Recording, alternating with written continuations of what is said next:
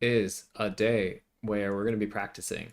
Um, we are going to be practicing for the Turin season finals. Turin season finals are this weekend on Saturday. Usually starts at maybe 11 or 12 o'clock Pacific, but the competitors will be practicing, sorry, will be playing on the in the morning at like 9 a.m. So I am kind of out of practice, and hence, oh wait, are we not live? It says we're live. Let's see. Is a day. Yes, okay, we're live. Um, yes, we are going to be practicing for the season finals. It says that I'm having some buffering issues. Let me just see the stream health. Let me just check my internet too. OBS just got updated, so there might be an issue with OBS. Let's see how my internet is doing.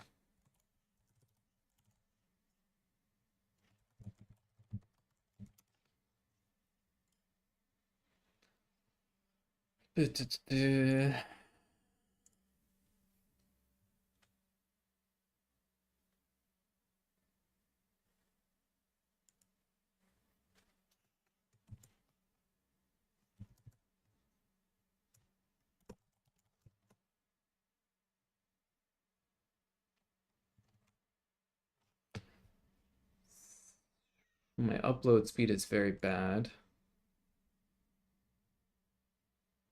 If anybody can see, um, can anybody tell me if I'm buffering badly or they're getting video?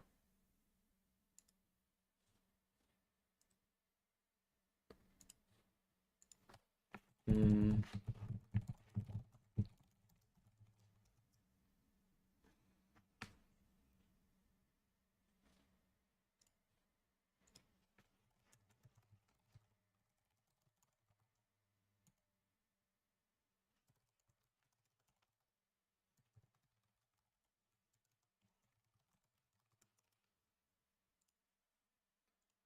All right, so it says, let's see.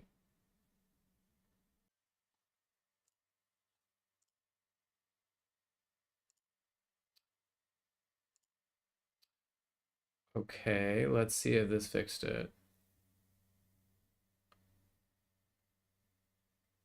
Let's see. All right, looks like that worked. Fingers crossed that that stays stable. All right.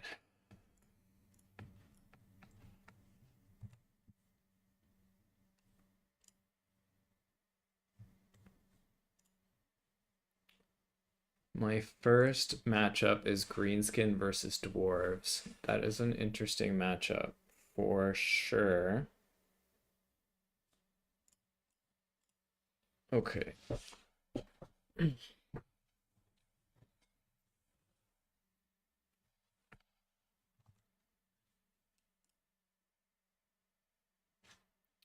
All right, I think this should be working now.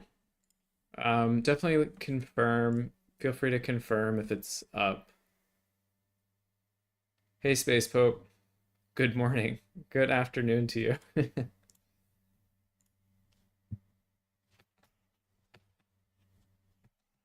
All right. Awesome. Thanks for confirming that, Tabith. All right, dwarves. How do I feel about playing against dwarves right now? Probably not super stoked.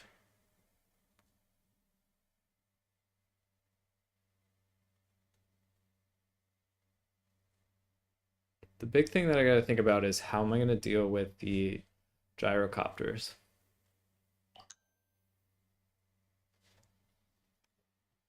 Let me turn this off. Keep making sounds.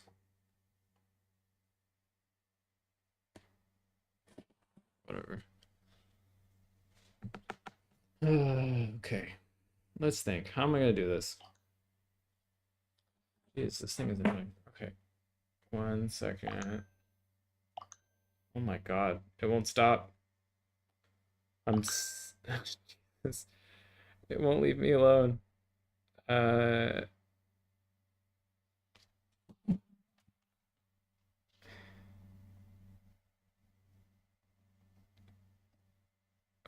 Okay. Let's just turn this off for now. How do I turn you off? Sorry, I just got a new phone for work, and I have no idea how it works. Okay. Now I have my life together. I can play some Warhammer.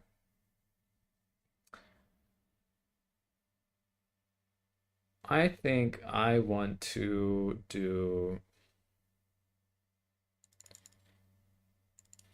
Let me just put this up real quick.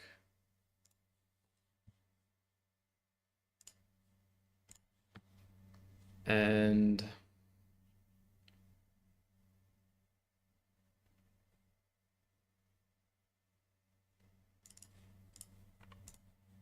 yeah, I'm gonna not talk as much about my builds today until the actual game is underway, because I want to focus on the builds themselves.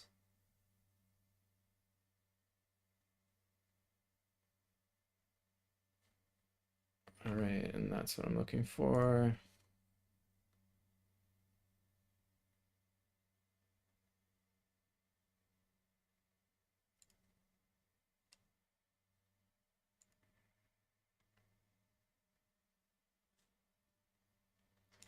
Yeah, actually, okay.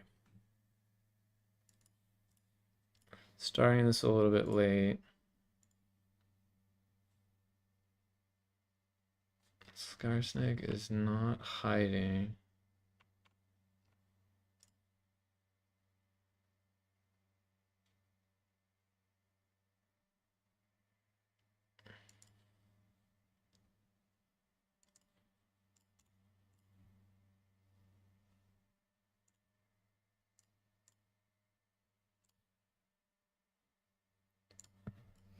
All right, almost ready.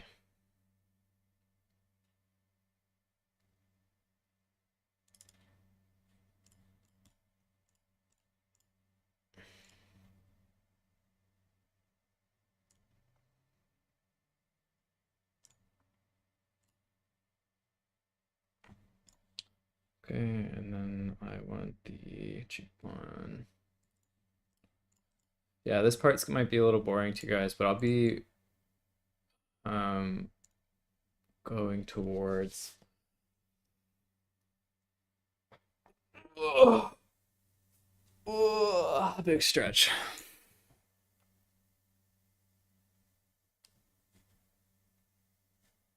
All right.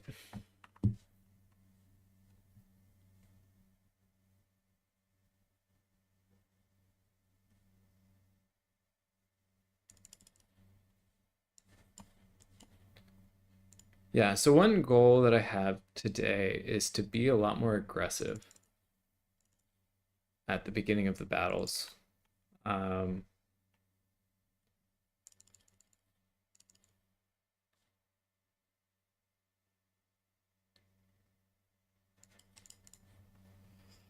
I'm kind of experimenting a little bit with what that feels like. What does this do? Yeah, that's probably good. Playing around with some slightly different styles today. Seeing what feels comfortable. Experimenting a little bit. Trying to win still. Focusing on actually winning. Probably can do that. But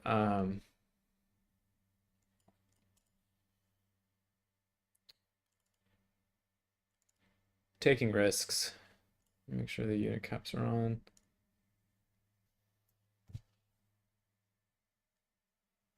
And seeing how things kind of pan out. Okay. Then I would like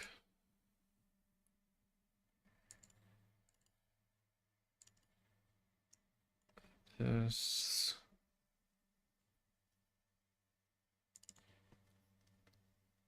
Bullet thrower. That.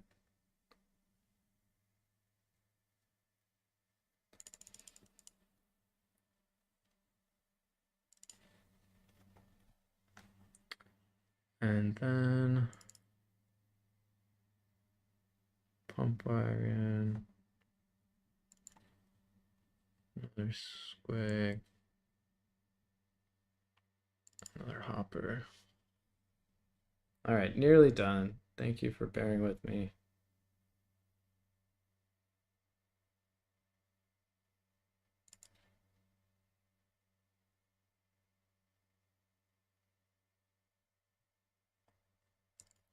Okay.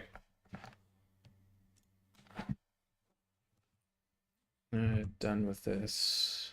Just save the build.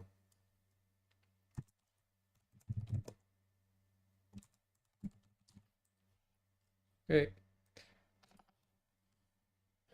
Take down the blocker.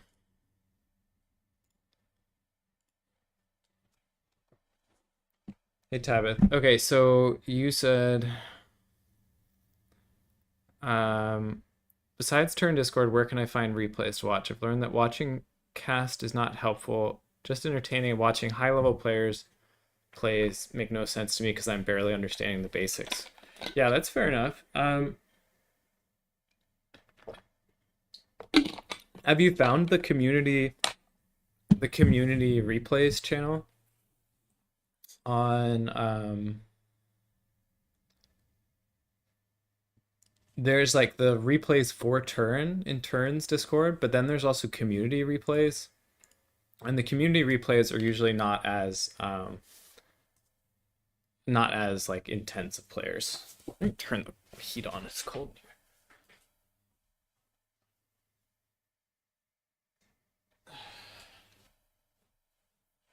Yeah, the community replays are probably a lot more what you're going for then. There's 15 units. He's gone pretty wide.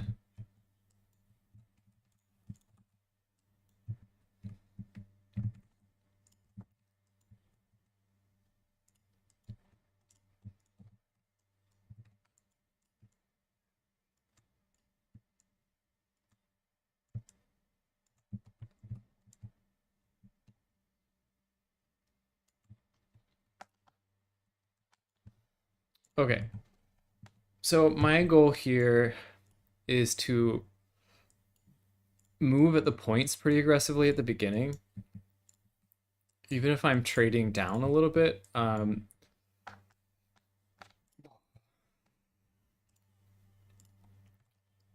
with the idea that I'm going to use the Colossal Squig to like do a lot of disruption and the mobility pretty quick at the beginning to put a lot of like initial pressure, points pressure on.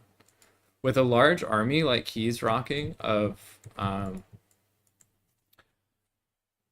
18 units, I'm hoping that some of my mobility will find good targets. If he has the right units, I'm gonna have a hard time getting on things, but if he has a lot of things like miners, this army will be a little better. Ugh. But okay, I'll tell my opponent good luck, have fun.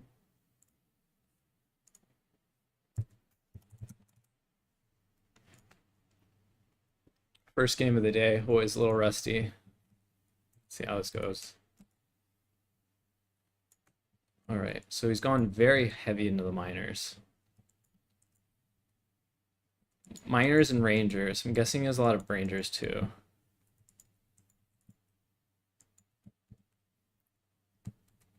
That means that I am going to summon pump wagons for sure.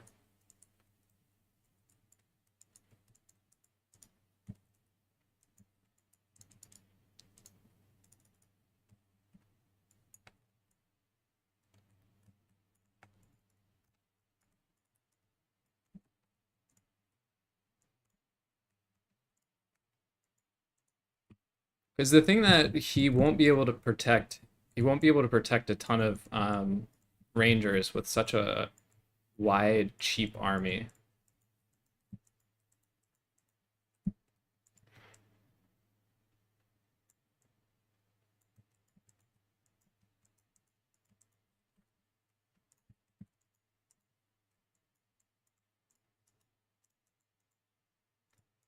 Right.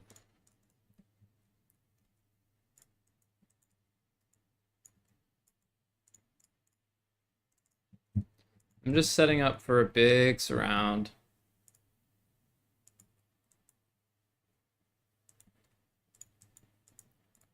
Getting ready. And we're gonna see how well the miners will actually do.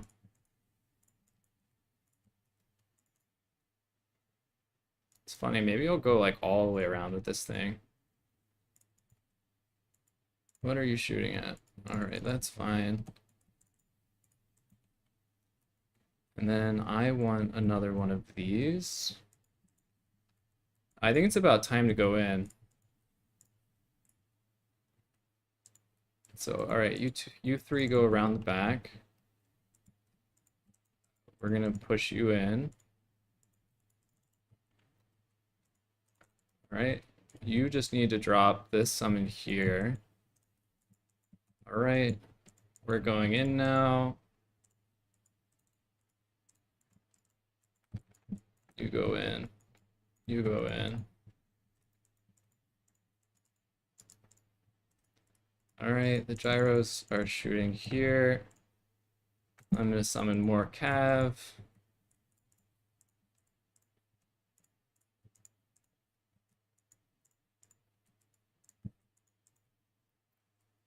Okay.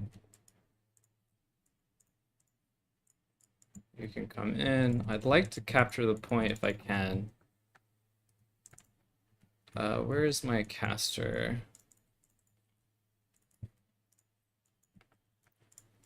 All right, you can come back here. You can come over here. You come here. Not the best attack for sure. All right, now actually summon the bolt thrower just to shoot this. All right, you come here. You come here. All right. You come here, attack this. Just squish you.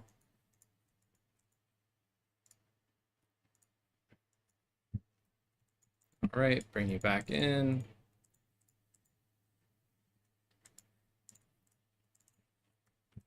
All right, and then I probably phase in some more useful stuff. All right, you come here. I want you attacking that. Everybody was just pushed through. All right, we have a lot of units here, so let's just kind of circle around. You come in here. You come through here. You come through here. I mean, it kind of looks like I'm winning. It's hard to say for sure.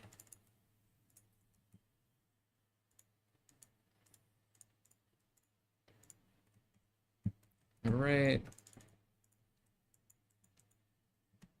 You guys will all come here.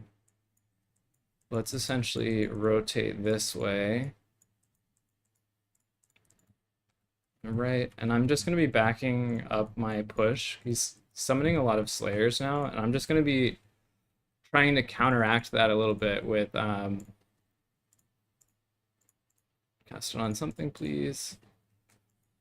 I'm just going to be trying to counteract that push with summoning things that are good against Slayers. I don't know if I can get on the Grim Delvers, but let's try. Let's try anyways.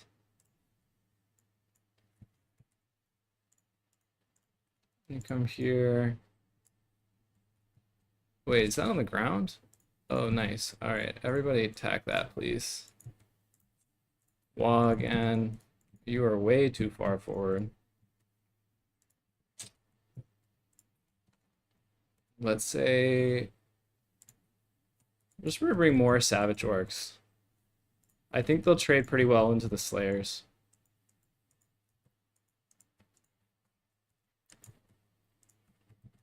Put you in guard mode. Let's say that this mass here can kind of go out and about. You can come through. And I might prepare a second dive.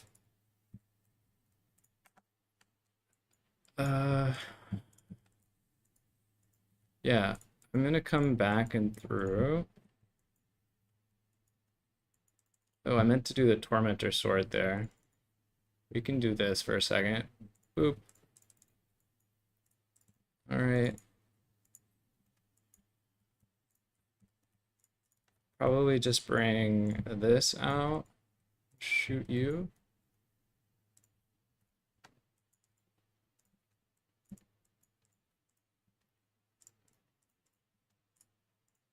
All right. Maybe I can get a fermented fungi. I guess I just need to get on the gyro.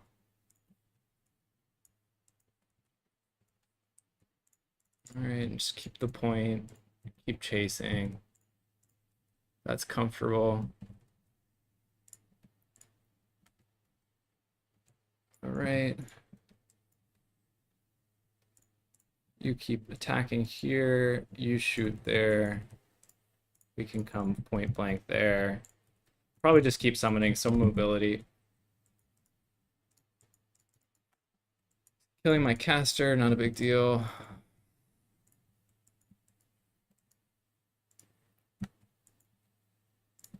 All right.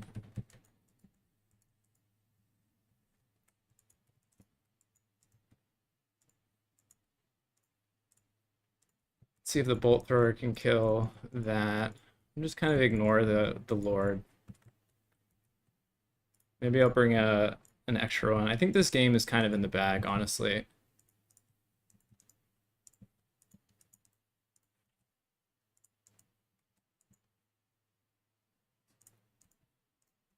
All right.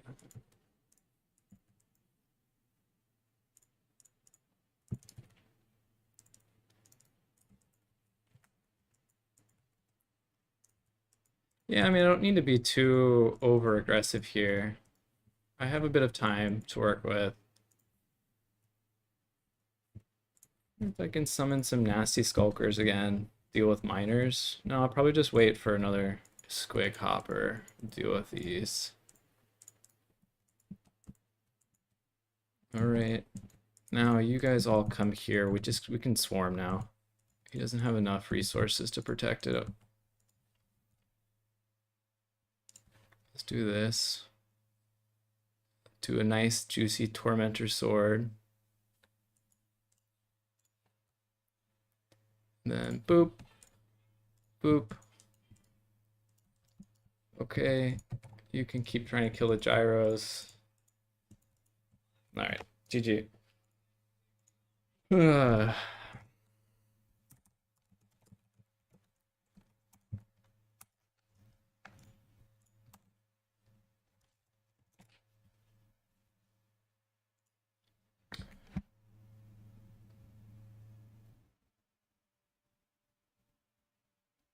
There's some higher players. Debuff spells, yeah, you can. I think debuff spells aren't reduced by the not reduced by the like spell resistance. I feel like that's an oversight. I feel like it should be. Maybe only in some cases it is. All right, let's just report my win because I'm a little bit late. Greenskin Dwarves. What a classic matchup. And actually, I lost to a very similar kind of thing to Outer Region. Outer Region did something very similar to me, where I brought in a bunch of cheap stuff and they just kind of felt folded up.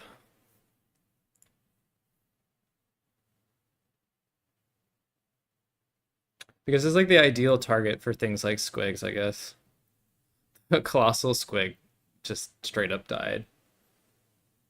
Was not very good. And just rampaged and died. Even though I had the anti-rampage item, it did not really check out.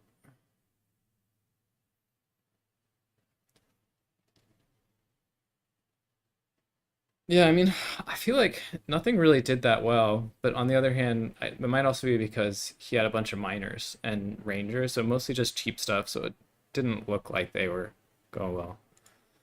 And the point was to make pressure early on the points.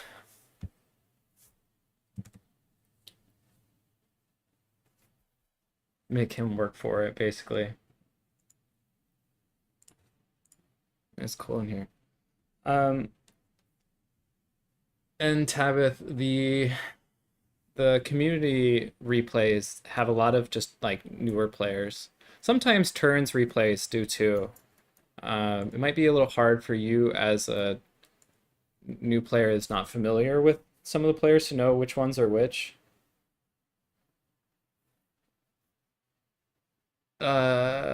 Yeah, community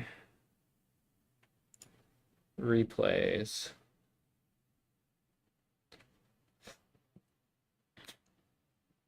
Some of these community replays are stronger players, and some of the replays for turn are not strong players.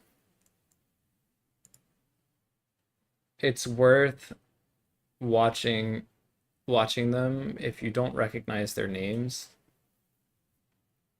For example, there's one here about from Mush Boos.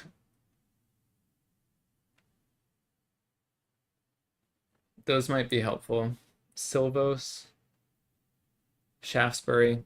But even if it's a relatively like high level game, you can just try to figure out one or two small things from each one. You don't have to understand like everything that's going on. Just try to get like one little bit of wisdom from each game. Or just try to ask yourself, why is this person winning? Why is this person losing? And who is winning and who is losing? And asking those questions will be really helpful for you.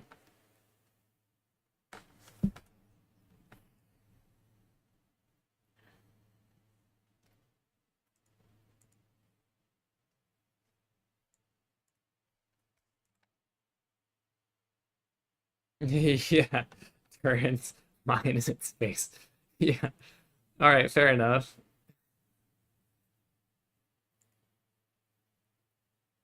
Let me type out some of these then.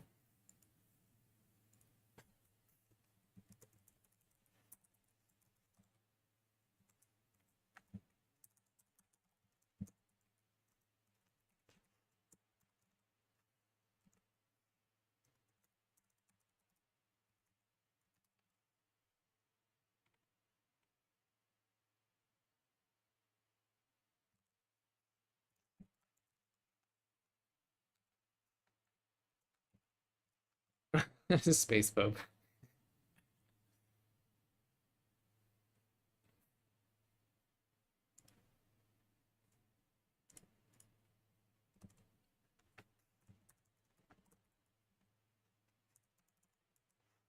Okay, so Tabit, these are some people that might, with emphasis on might, be not super high level. So you can see how they're playing. Maybe the best way though is to just jump in yourself into games, even if it's just on ladder. Although I guess you've said that it's hard to get games on ladder. Maybe in the new player games and see what people are doing, how they're playing. Otherwise, scouring the replays for turn channel. So all of these names that I put are in the hashtag replays for turn channel. And they're not names that I particularly recognize. Maybe Boos is a player that is a little better, but the rest I don't really recognize. So they might be a higher chance that they're just people who are closer to your level.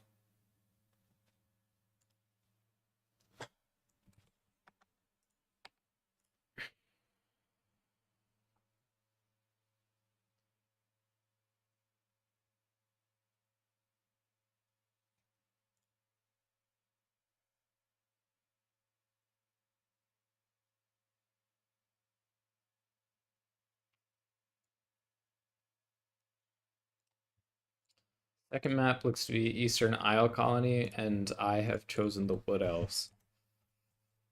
Not a map that I'm that used, not a kind of map that I'm used to playing Wood Elves on, so I'm experimenting a little bit here.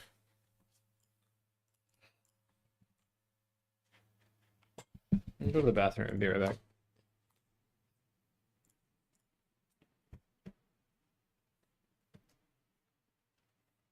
Yeah, Tabitha, I know the feeling. I'm starting to be that way too. Free time is definitely short these days. It's for sure a nice commodity to have.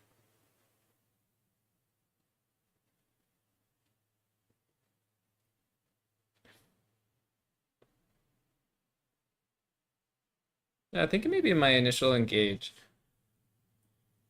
I put the colossal squig in the back, but then didn't have the time to micro it properly. I think I should have clicked basically on the other side of the formation away from the one unit of slayers that was there.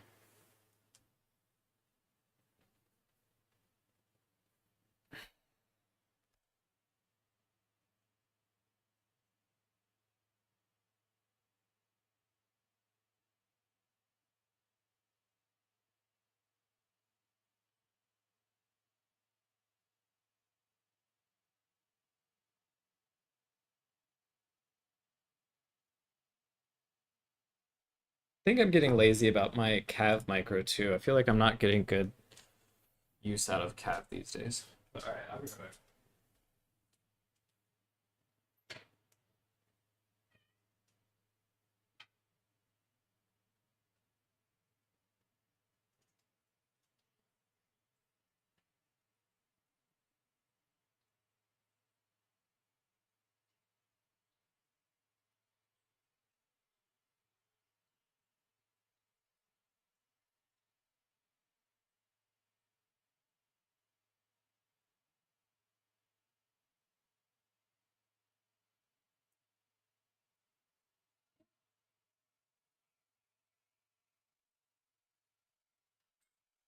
Let's see what my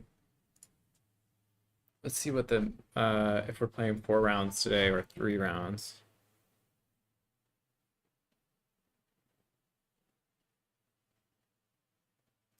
Yeah, Tabit, there's a community of people who play in the East Coast, West Coast, and in the EU. Some people are like out of work or they're uh students, so they have more spare time. But Turn's viewership, which I think is somewhat determining who is playing, is all over the world. I think he shared it at one time.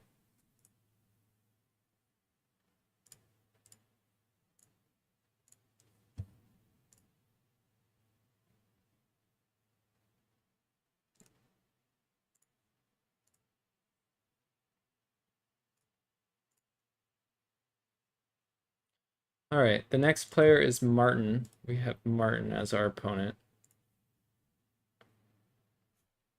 Is he Wood Elves? I wondered if somebody would play, or not Wood Elves, he's Cathay. I wondered if somebody would play Cathay on this map. Makes sense, it's pretty choky.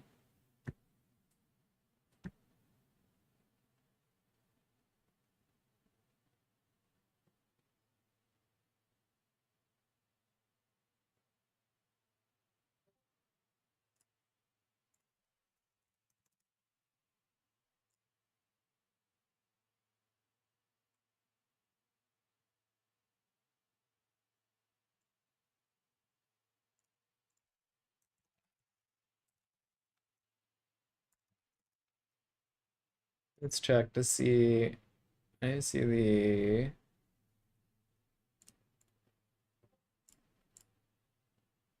All right, put streamer mode back on so it doesn't make Discord sounds.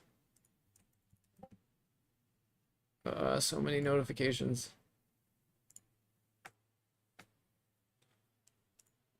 All right, I am indeed Wood Elves, and he is Grand Cathay.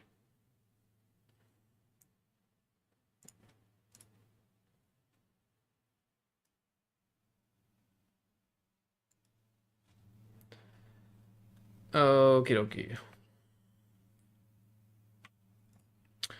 Now, Eastern Isle Colony is very choky. To deal with that, I'm gonna have to be clever.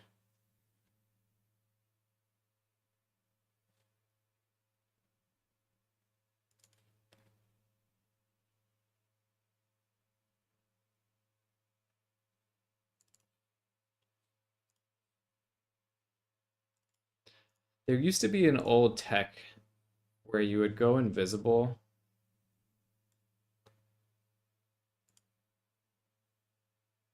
and cast Dwellers Below.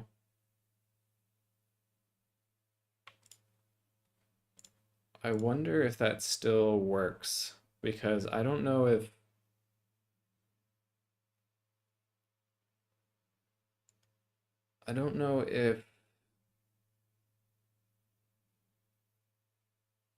that was like a high elf tech or something.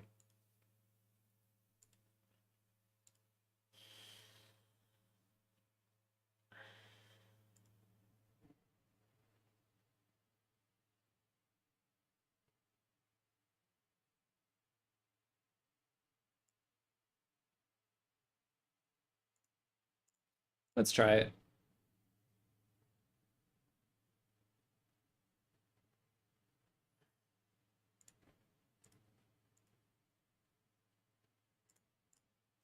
See if it still works. That's what we're here to try things.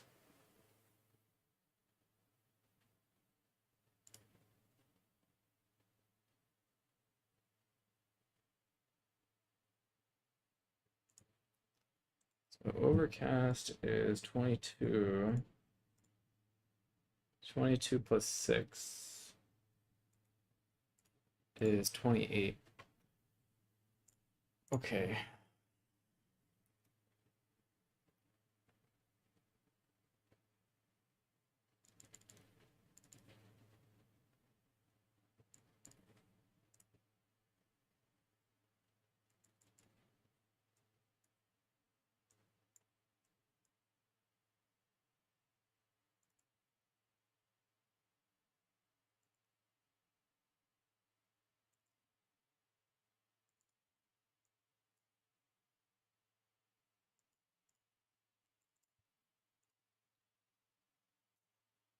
Hmm. How do I want to play this? How do I want to play this? This is a tricky matchup for sure.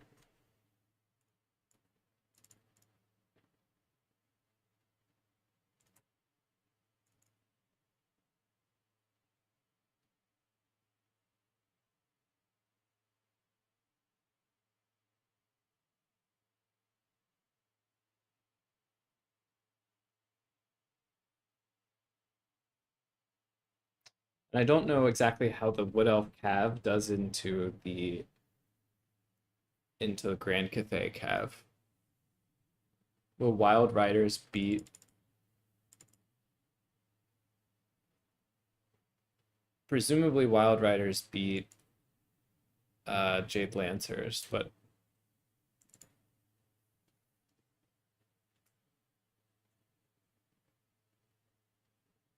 don't know that for sure.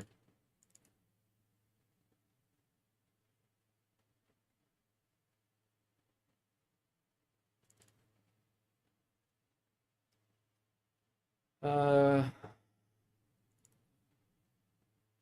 this feels precarious.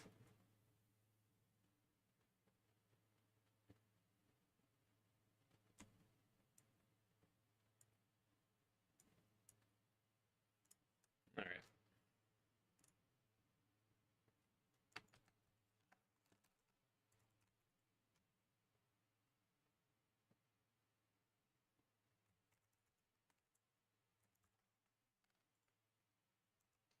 Yeah, so the question I need to ask is what kind of shooting is he going to have? I suspect he'll have a fire rain rocket or he'll have crane gunners or both.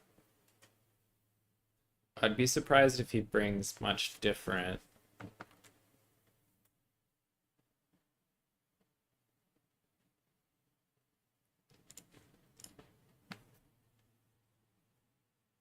Yeah, the first match was a good warm-up.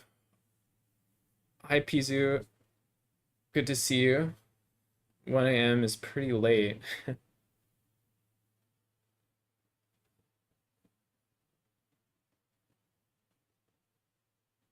Dark Elves, that nice job with Dark Elves. I'm trying to figure out exactly how to make them work. I'm a little afraid to try them, a little too late to practice factions. And yeah, Tao, the first one was a good warm up. I'm like physically warmer too because I figured out that it was cold in here and I need to turn on the heat. Okay. Let's just see how this goes. Martin is probably going to be a little wary of what I'm going to try to do because I literally played him in this matchup. And that was the game, a little bit of history. That was the game where I ran my Swift Shiver shards all the way around the map and then shot him from behind. I don't think he'll let me do that again. That was funny. Oh no, dog. Hey, dog.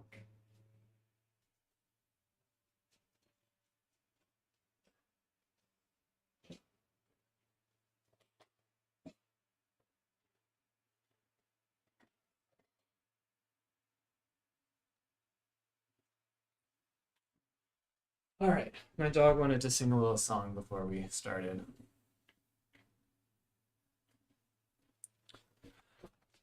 Okay.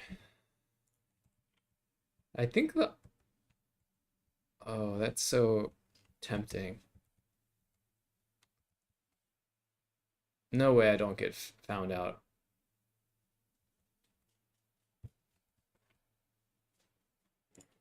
I think I'll just do I'll just do this.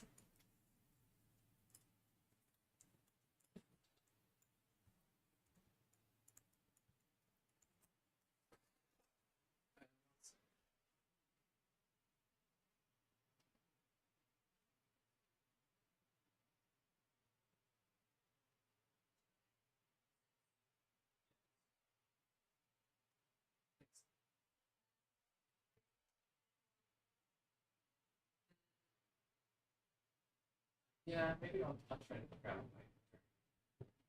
But okay. Thanks. Yep.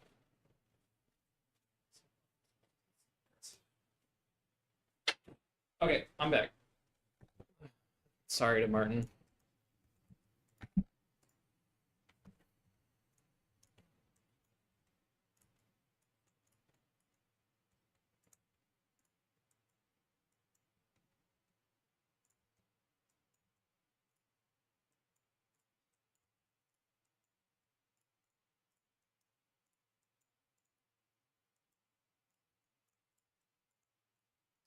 Map feels claustrophobic after all the really giant maps that we've been playing on recently.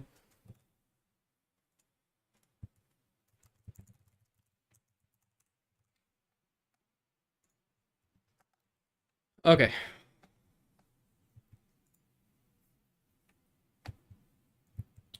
And ready, set, go.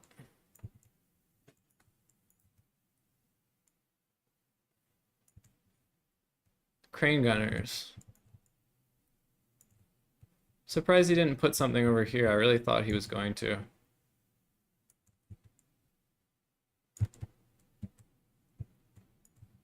We have Miao Ying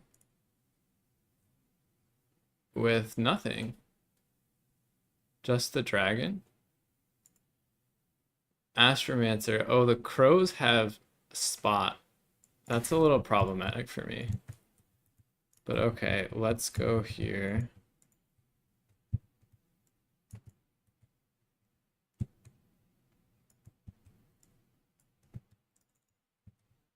A lot of crane gunners.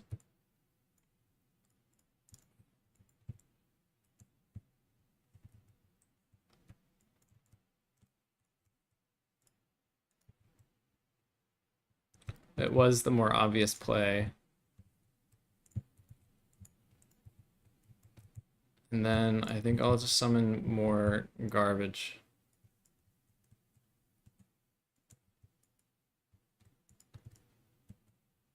You gonna let me do the same thing again?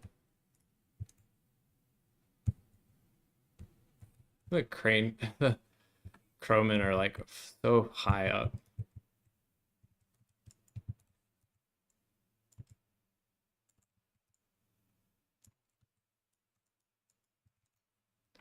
Then you will come here.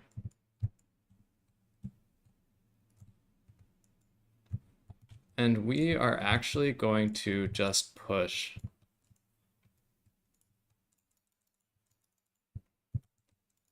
How much is this again? 22.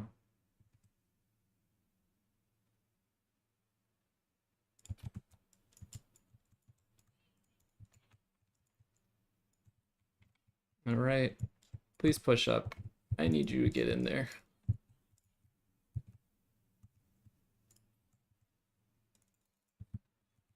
All right.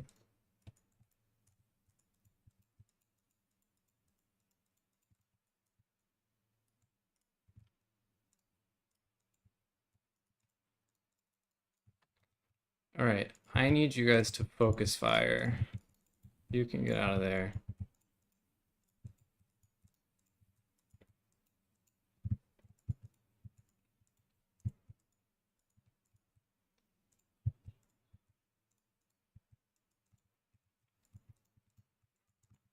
All right. And I think I'm just gonna keep sending more troops. Just play the old stuff 'em strategy.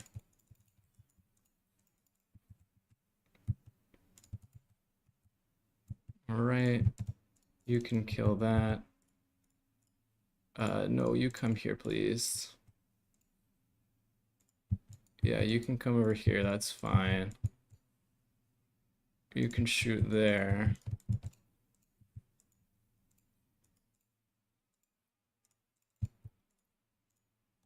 All right, come over here. This is why I brought Melkoths. Unfortunate that I don't have the, oh, I don't need you to deal with that. You can just shoot. All right. Then we're gonna keep sending more guys. This game is called Send as many dudes as you can and hope that it works out.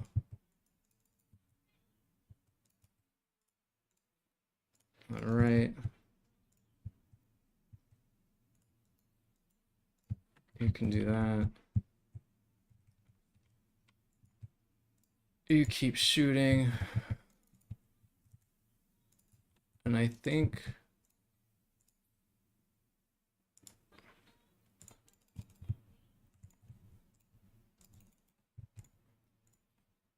just keep her alive.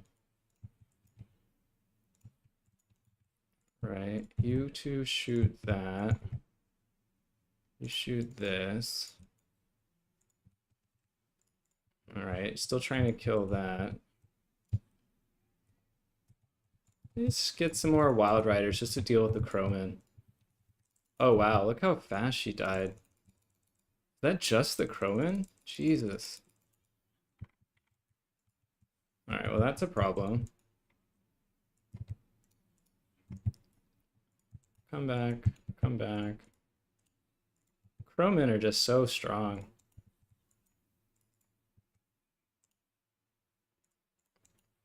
Come here. All right, you come here, you come here. Let's do this.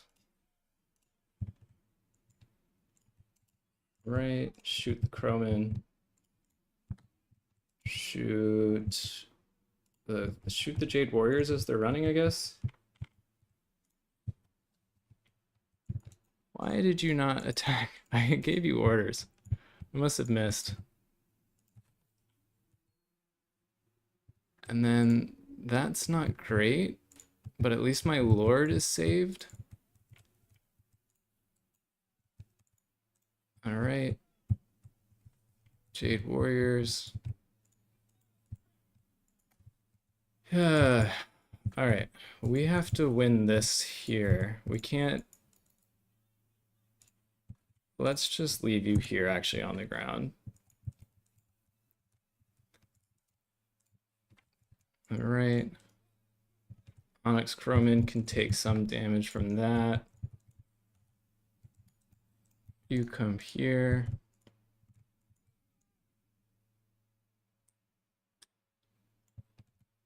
All right. You can just kill that. That's fine. Refresh your charge.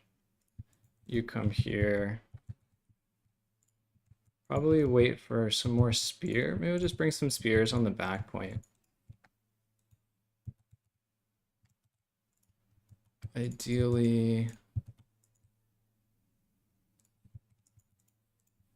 All right, you come back here.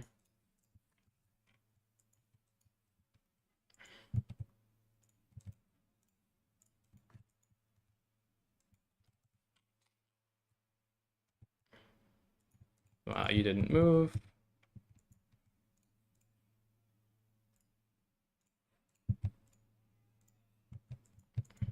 Jade Lancers, unsummon. All right, finish the job.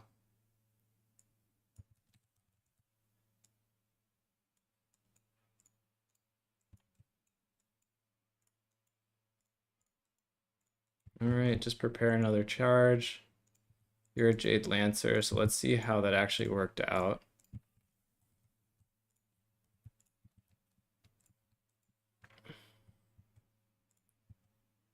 Okay. Ideally, I'd have 3 points at this point, but can't get what you want all the time, I guess. You fight the dry, or you fight those. And then come back in to kill the Onyx Crowman.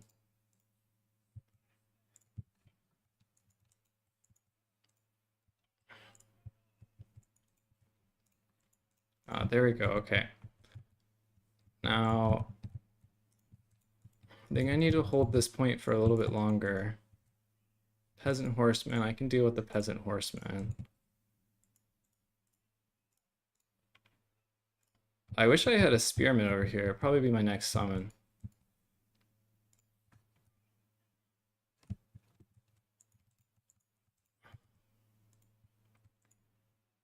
Crane Gunners are dead now, or almost dead at least.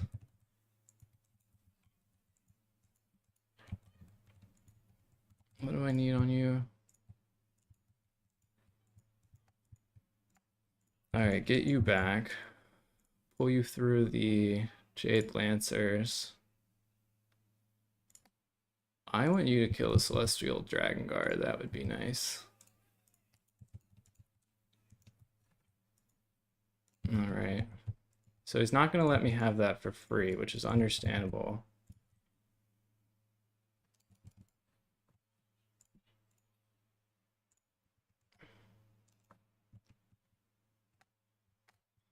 How much time do I need? So I do not need that much time anymore.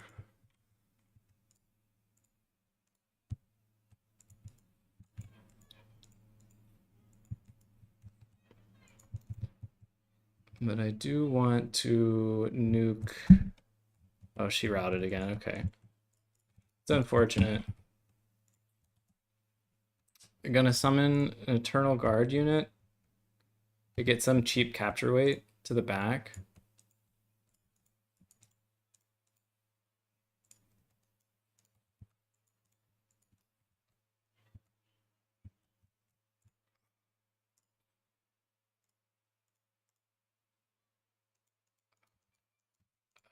You can kill that.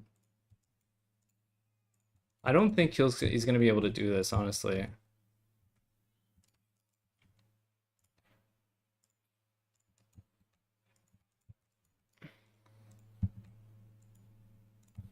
Yeah, I think this is in the bag.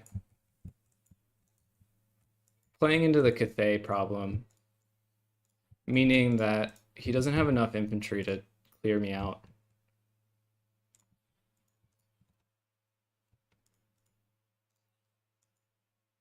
Okay.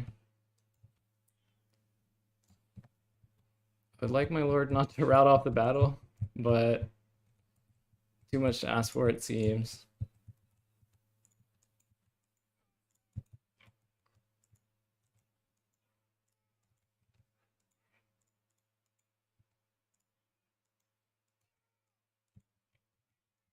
I'm taking a lot of damage from the iron hails. Not really that much I can do about that.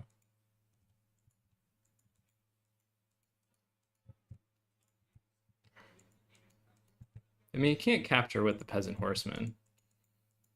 I have too much stuff close by. And yeah, my leadership is lower now, but he doesn't have infinite. Let's see if I put you here.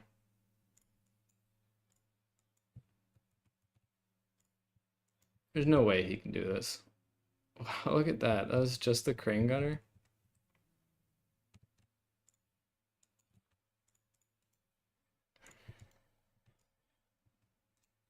Might just go chase down the... All right, let's get a regular unit of Glade Guard here. Yes, it gives him a target. On the other hand, it's not that big of a deal. All right, well, that crane gunner is dead. So should the astromancer be.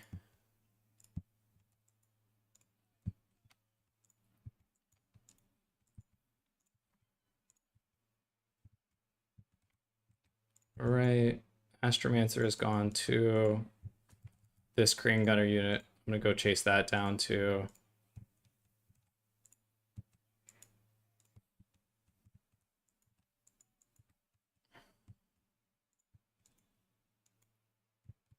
Right. I mean, I guess technically he does have time for this. There's still a lot of time left on the clock. But practically speaking, I don't see how he manages to clear out all of the stuff that I have here. Especially, I've killed a lot, did a lot of damage to his DPS units, so it's not even like he can, like he'll have to clear out a bunch of kind of quality, not quality, but high leadership infantry. That's going to be pretty tough for him.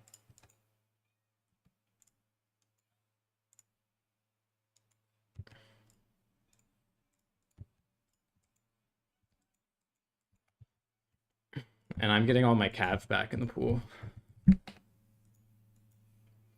I feel like I've won so many games against Grand Cathay exactly like this, where it's you just acknowledge that at some point they're gonna have less infantry than you.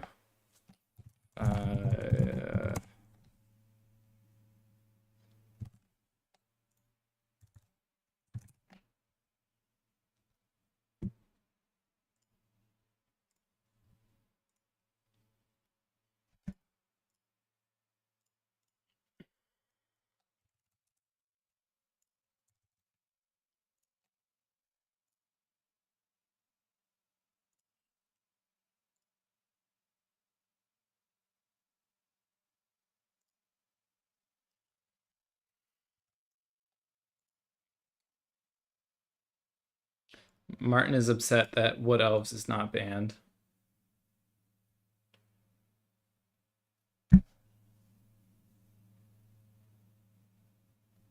See, there's some discussion about the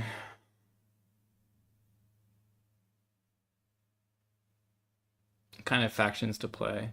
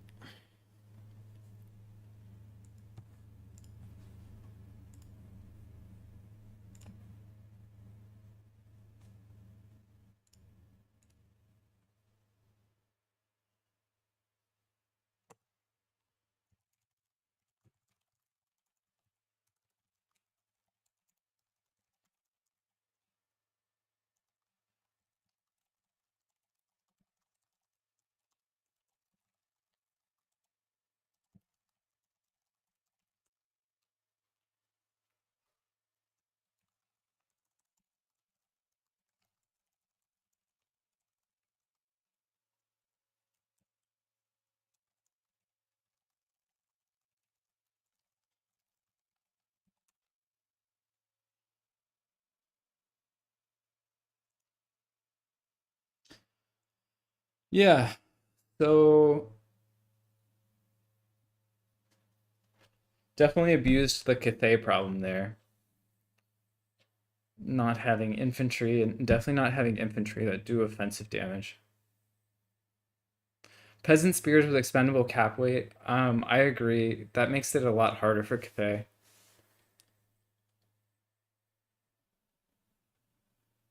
I mean, even if they had a unit like the Flagellants or something, they would still struggle.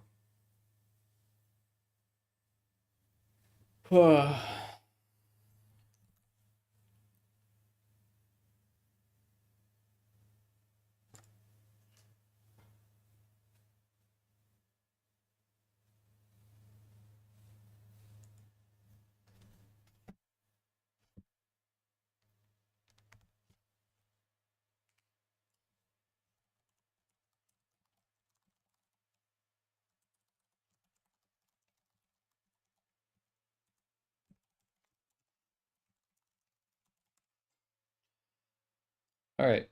Third round is B6. B6 must be having a good tournament then. B6 beat Lahoot. Poor Lahoot. No. Not my clanmate.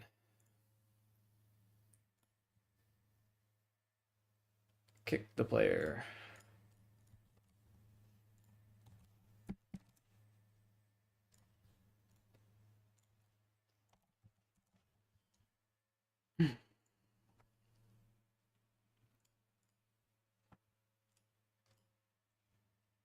Okay, my third faction, I think I picked Empire on this faction, on this map.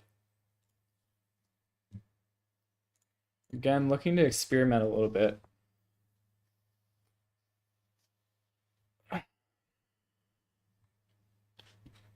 Let's see what faction B6 is.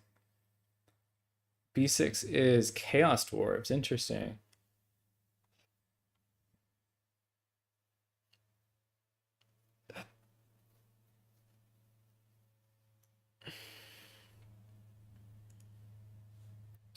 So we have 80 range on this unit.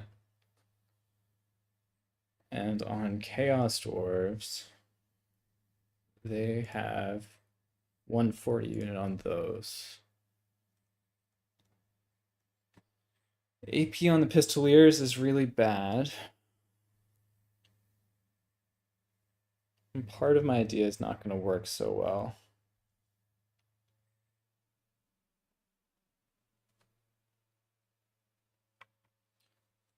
All right. Let's do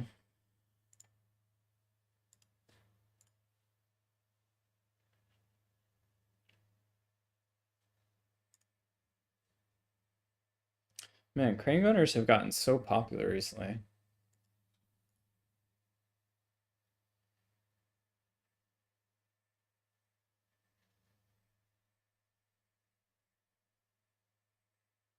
Yeah, Pizzu, there's a lot of different factions that have like similar spears that have full capture weight, similar cost. It really does drag Cathay down. In this problem, in this game specifically, it was more that he didn't have enough infantry clearing capacity. But maybe it did make a big difference that he didn't have spears. I don't really like the cheap spears with lots of cap weight though. I feel like that also is kind of unfun to play against. All right. He's Chaos Dwarves. He or she.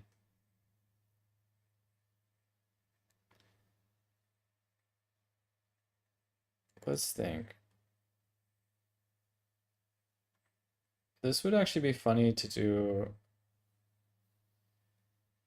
a Luminarch.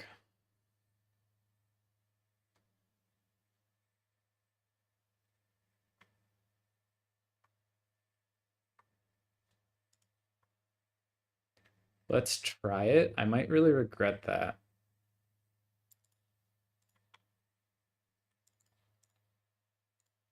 We'll pull basically what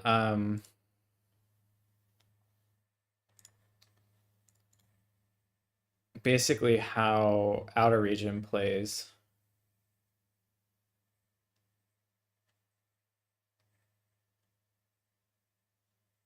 No, I don't think this does that much damage.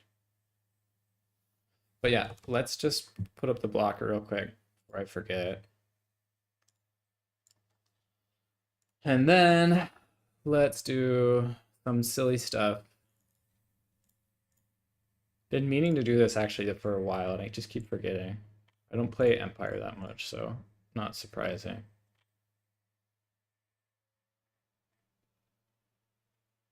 Uh,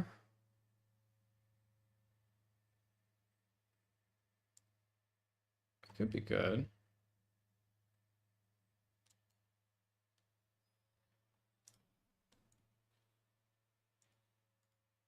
Does twice as much for a little less than twice as much damage. All right, well, let's try it.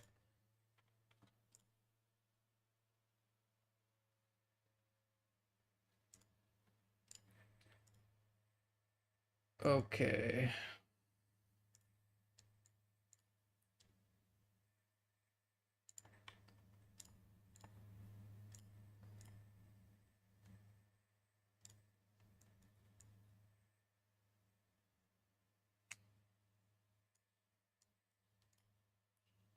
Now for the secondary.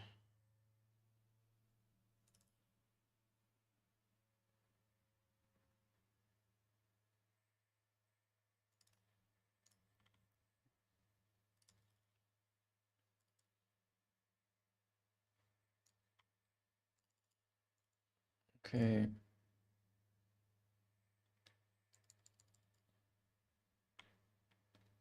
No, I wanted one Empire Knight.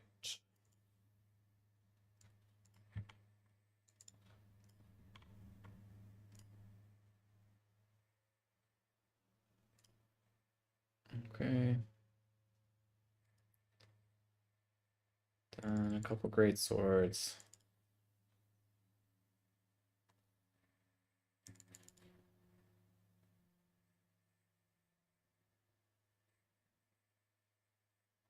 I don't know what units are actually going to do good at killing infantry.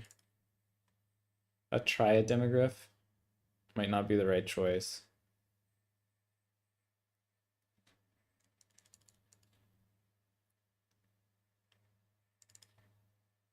Another one of you. Gotta bring that. Gotta bring that.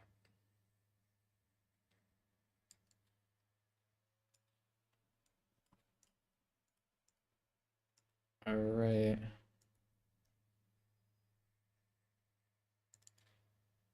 And that's probably good.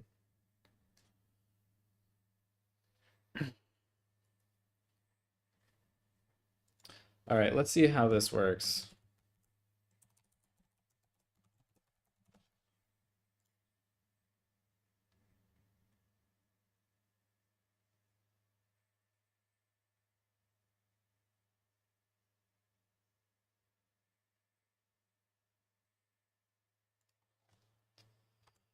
All right. Have the army. Let me just put and put the blocker off before I forget. Definitely gonna forget at some point.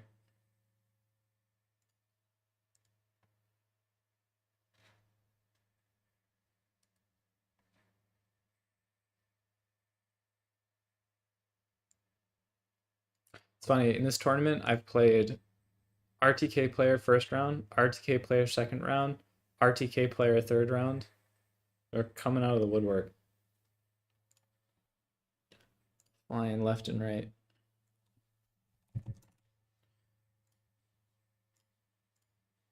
I think I saved my army already.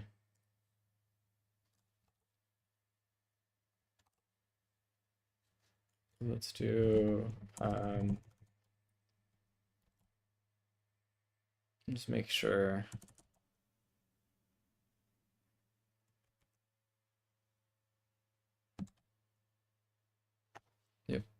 All right.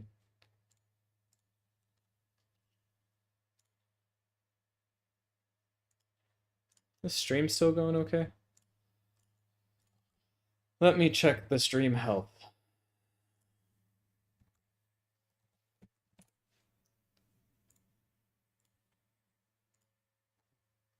Stream health looks good.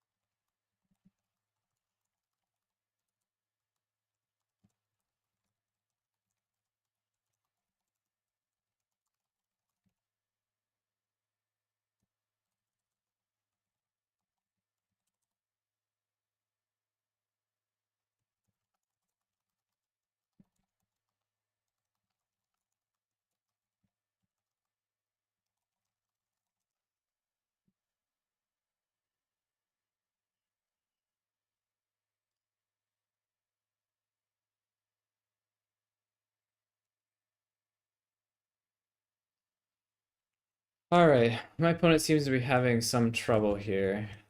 Let's see what's going on.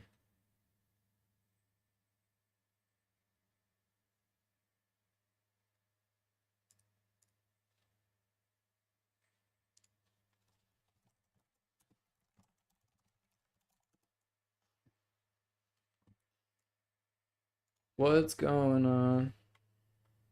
So, Tabith, what factions do you like? Which factions have you been playing? And I think Pitsu, you said that you were playing Dark Elves. I wonder how is it that you're playing them? What kind of strategies are you using?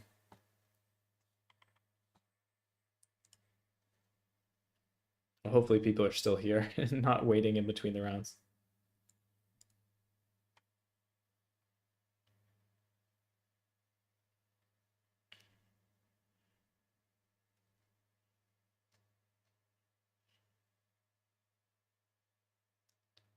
Rahasan.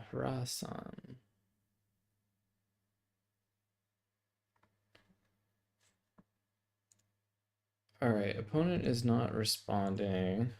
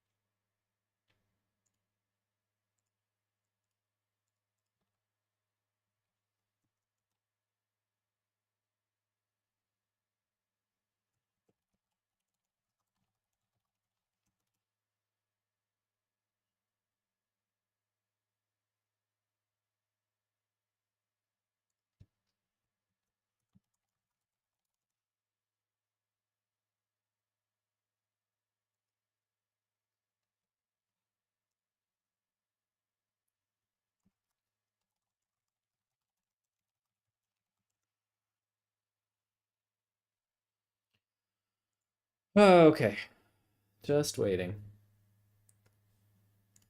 Yeah, okay. Sorry, thanks for responding. Tomb Kings, Dark Elves, Kislev, Empire, Nurgles, and Torf. That's awesome. That's such a large variety. Good for you for like trying different things. And Tomb Kings and Dark Elves and Kislev. Those are all like pretty different factions. That's interesting that you like kind of a wide variety. Do you like their aesthetics more or like the way that they play more? What is it that attracts you to them?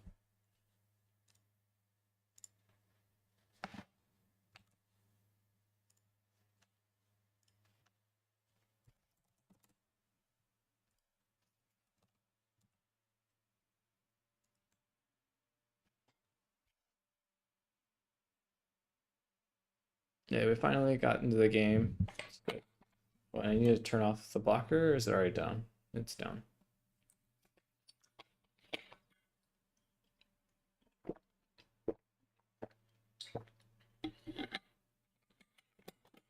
Yeah, I like the lore. They do have pretty cool lore. I like the Tomb Kings lore. When I was making the Tomb Kings map, I was reading a little bit about it. It was really interesting.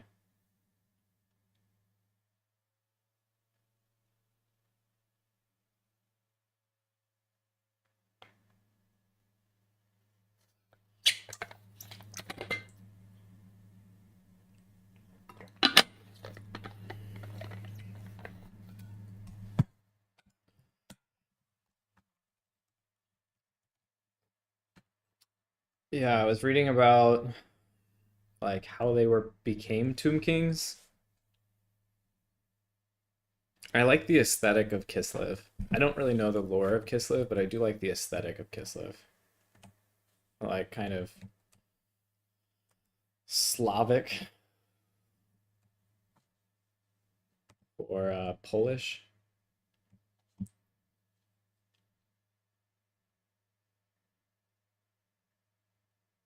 Do you ever just look at the tower in the middle? Really look at the tower? That little windows.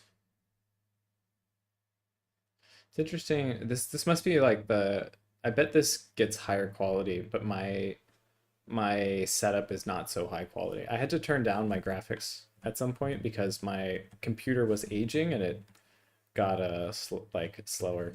Started crashing a lot. Yeah, Kislev is basically a Slavic empire. I don't really know much about the Slavic empire.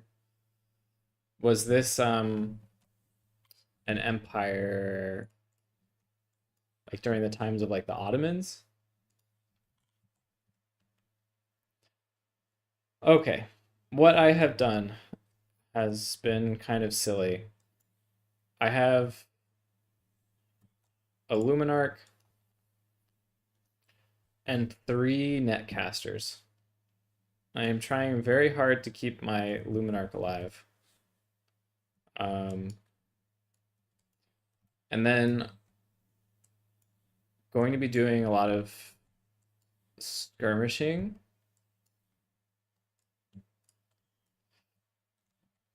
Doing some skirmish poke. Meanwhile, trying to stay alive with a cannon. See if I can keep a cannon alive. Might even put the spearman here. I don't really know if that makes sense. Maybe I'll bring him off.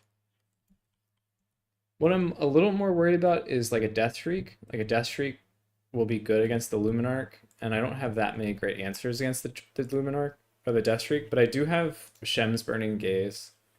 I haven't really tested it, so hopefully this actually can do damage to a Death Shriek, but if not, we'll just see. We will see. All right. That one, that one, that one. You can go on guard mode too. And then my secondary is all cav and infantry minus like the silver bullets and Sterling's Revenge. So yeah, let's see what he's brought. Double life caster, not a life caster, double light caster.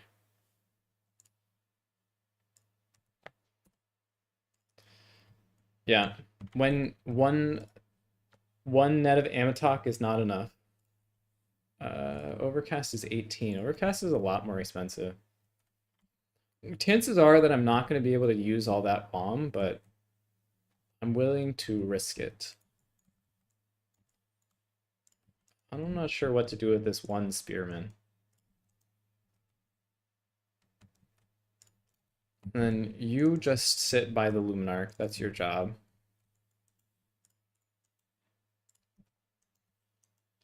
And then you are here to keep the skirm cap off of my other units. Because this one unit will be enough to do a lot of poke against the... Come on, get on the point.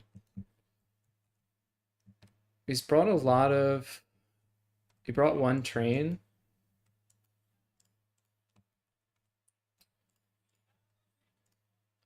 Okay. I'm not sure what I play against this, honestly. I don't see... I was worried about the Death Shriek, but I don't see any Death Shriek. So that's promising. I mean, perhaps I summon a Great Sword and then maybe another Spear. I don't really have a great reason for doing that. Oh, yeah.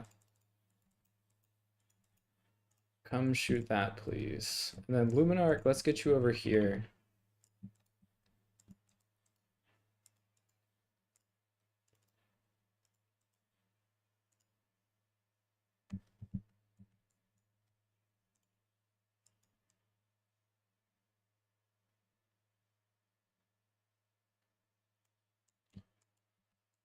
All right. Let's just flatten the laborers while we're here. All right. That is a little bit of an overextension. All right, that's fine. You shoot that, please. The Luminarch is going to do a lot of damage. The push is a little dangerous. I should respect that push. Let's just get more spearmen out to protect everything. You shoot that. And actually, let's put you all in group 5. Bring you back over here.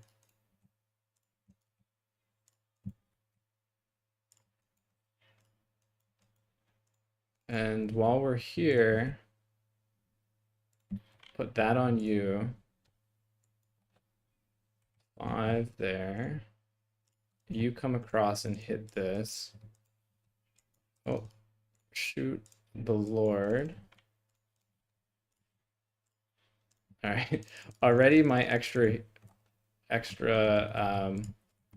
oh no, I summoned from the wrong place. All right, that's fine.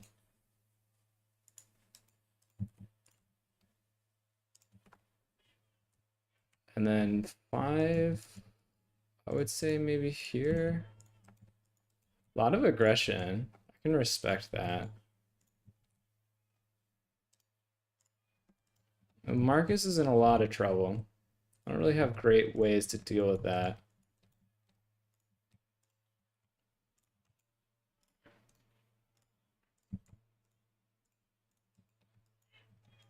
I seem to have overextended with Marcus. Turns out Marcus is not invincible. Go figure.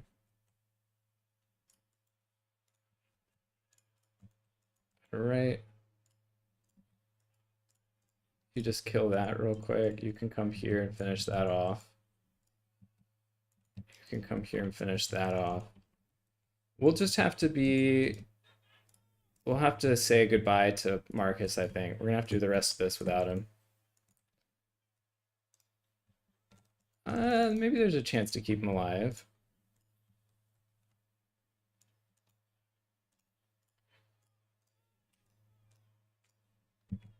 All right. All right, so this is an absolute mess. All right, everything should shoot this. We would like to kill the train. 5, come over here. The train is in a little bit of a precarious place, so let's just try to kill it real quick.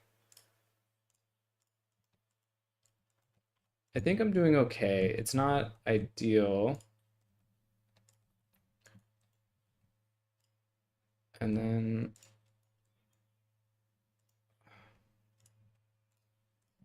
I need you to keep shooting. Okay, shoot the Lord now.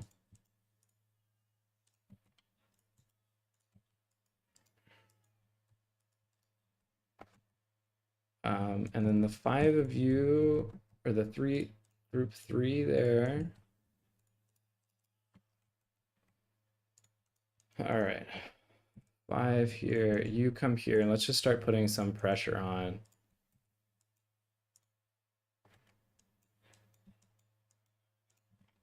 Right.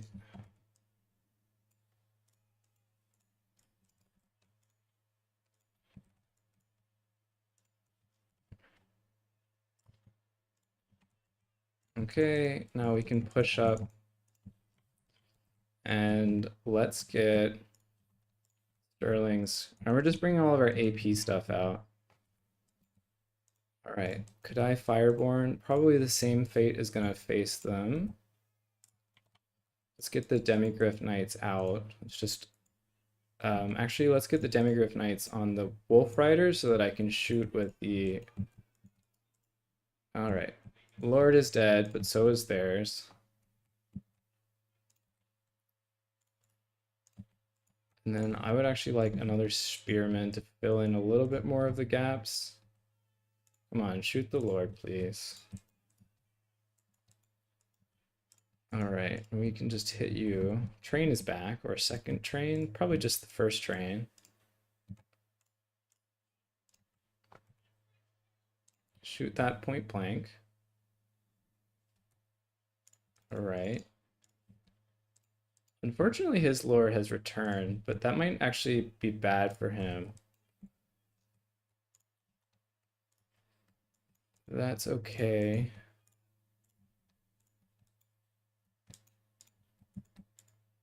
Now we can come across here. All right, Lord is dead. So now let's get back on the points.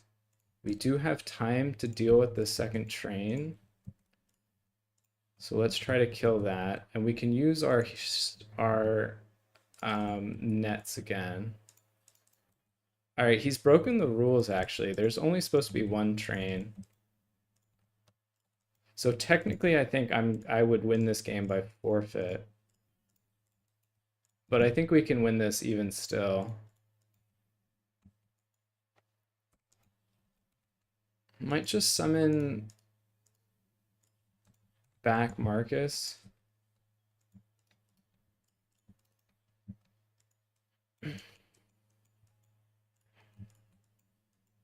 You can keep chasing. You can shoot that. Let's actually get an overcast net here. Oh, I missed the timing. Oh, I got it. Nice. All right, shoot it point blank, please. Shoot that. You come here, check that.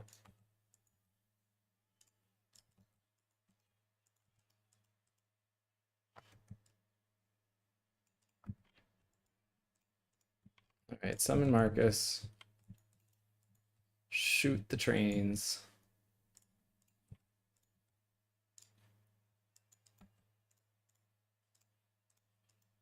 All right, let's get you on here. Charging that. Doing okay in the back.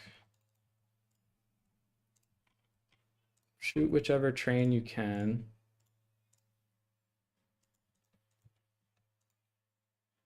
I'd like to kill those Chaos Warriors, but they're gonna come back.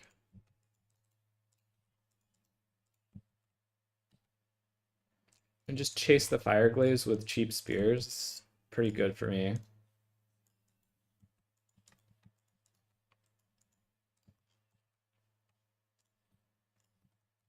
And then I need to just keep summoning things to kill the trains probably, because otherwise nothing that I have here is really going to do a lot of damage against the trains. The Luminarch, are you still trying to get a shot? Looks like you are.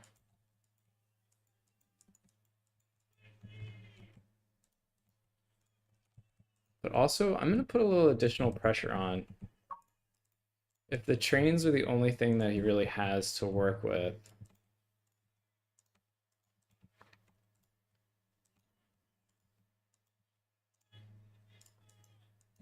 All right. We can summon some more. Probably needed the... All right, shoot the train that's there.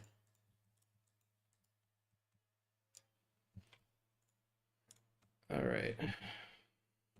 That should be the last of the train. Of this train.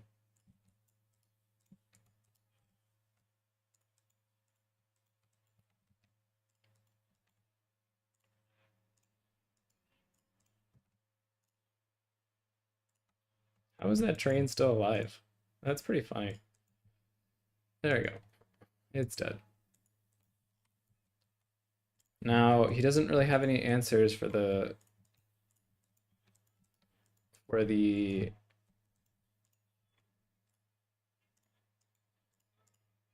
let's see.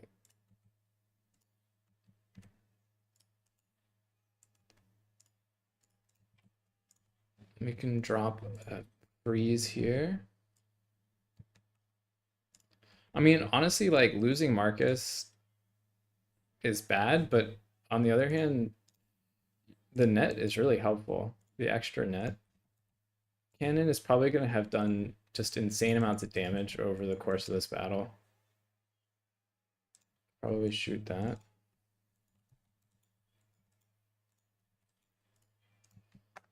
All right, I've taken the back point. Even still, I mean, like the timing on this is a little dodgy.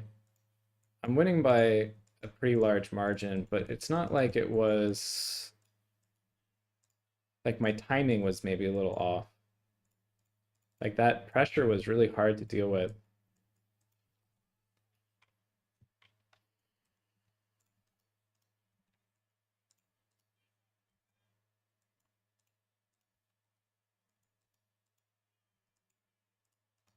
Okay.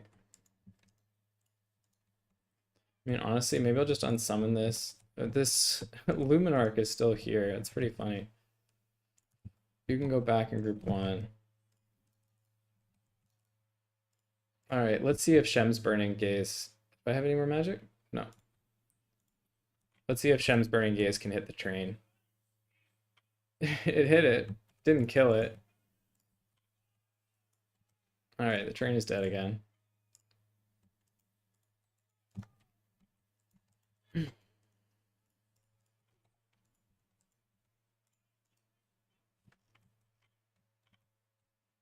At this point, I think I'm just summoning. Can summon whatever basically and just hold on the last point. GG. Um,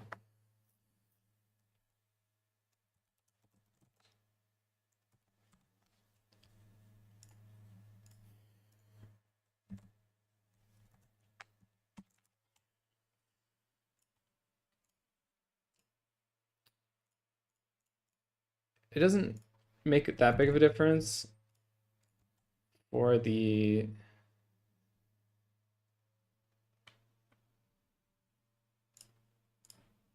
Empire Chaos Dwarfs. Doesn't make that big of a difference because if I tell him that the train, there was a limit on trains, I'm pretty sure there was a limit on trains.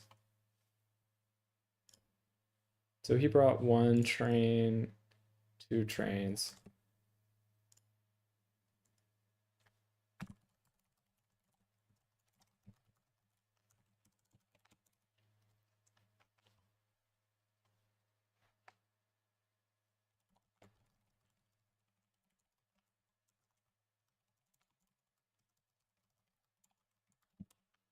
Yeah, maybe I'm a little too cautious with my um, initial build.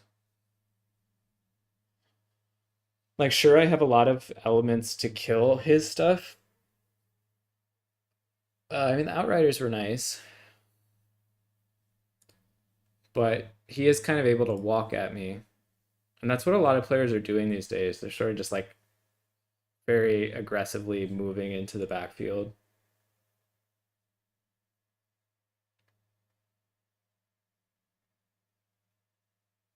I didn't really have much to hold with till the middle game. And the timing would have been a little dodgy, honestly, if his build was a little bit different.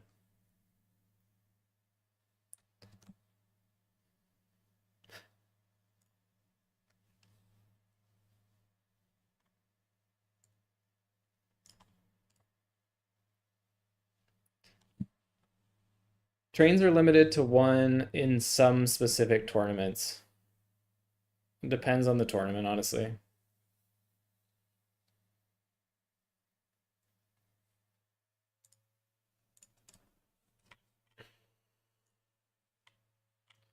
I'd be right back. I'm gonna check on dinner. Might eat a bowl between rounds. Oh, actually, my next round is up already. Fourth round is Twilight Forest. All right, I'll be right back.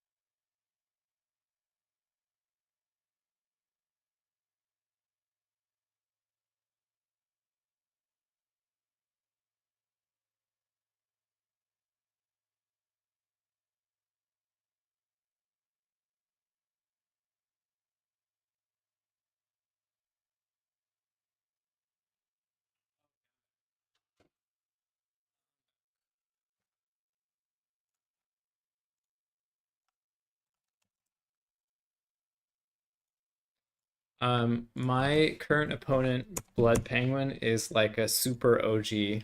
When I started playing, which faction did I pick? Hold up, let me think. Was it Tomb Kings? My Tomb Kings?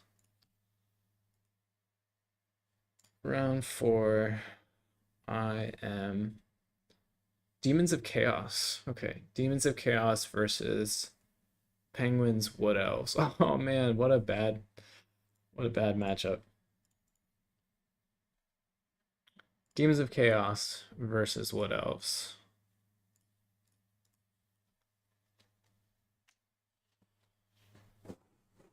Yes, you win some, you lose some. Uh, hmm.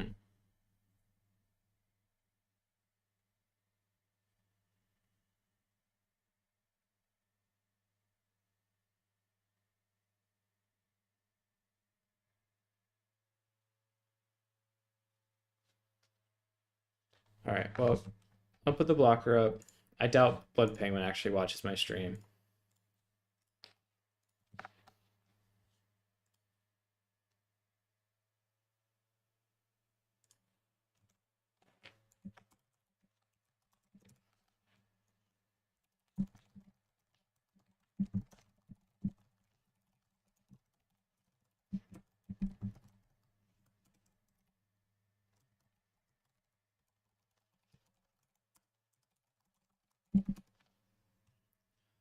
Okay.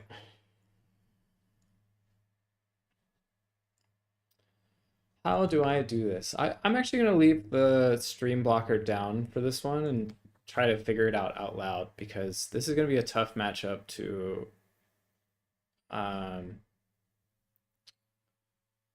figure out. Because the biggest problem about the Wood Elves is that they have a lot of shooting and decent infantry, whereas a lot of shooting against unarmored infantry, which will be a little harder for me to deal with.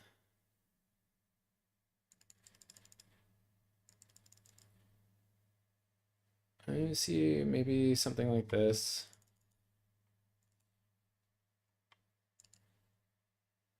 And then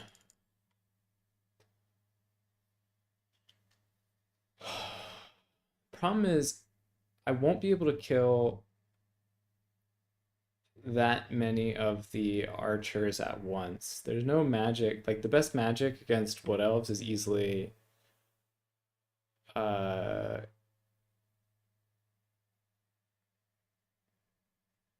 the best magic is usually fire. Sorry, brain is starting to die. Maybe the closest to that I have is Zinch magic, like Firestorm or Pink Fire. It's not as good, but maybe it's better than nothing.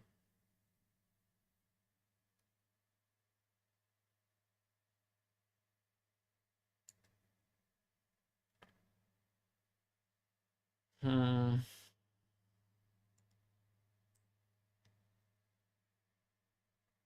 Intuitively, how I want to play this is just go as wide as possible. So in that, I could bring like something to absorb shots in the front, but it feels dangerous. It's like I don't really have very high armor things that are not super squishy. Could bring like foot single entities to try to dodge some of the missiles, but even they're pretty expensive,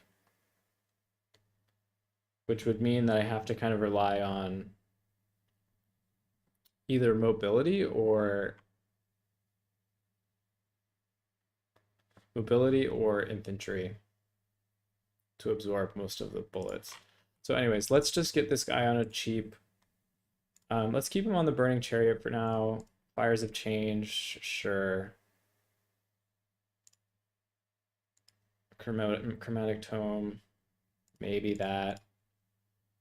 And then let's just put Pink Fire and Firestorm on for now. All of these spells are probably worth considering, but for the sake of doing this,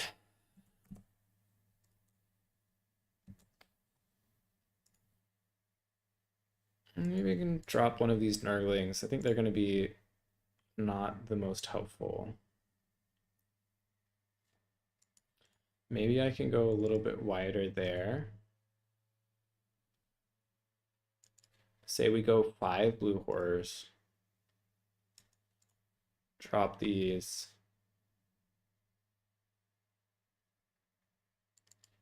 I don't know, maybe Fleshhounds?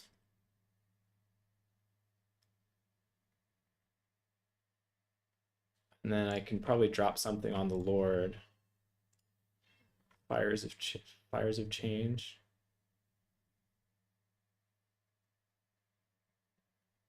Take the Opal Amulet off of him, but I'm probably gonna lose him at some point. Maybe I want the Opal Amulet. I think the Chromatic Tome is pretty good. How much magic does it actually give? So it gives 27, 2.5. But it miscast. So let's take that off. And actually, let's do another Fleshhound. We'll index really heavily into Fleshhounds. And the secondary, let's do...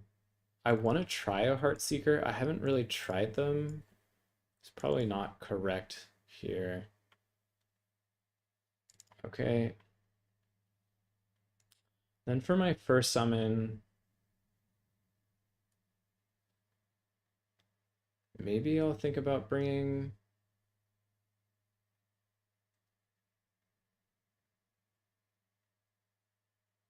I'm not even sure what's going to trade the best. Like just bring a bunch of Bloodletters.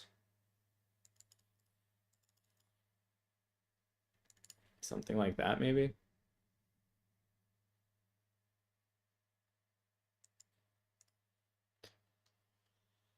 And then in the late game, when I only have...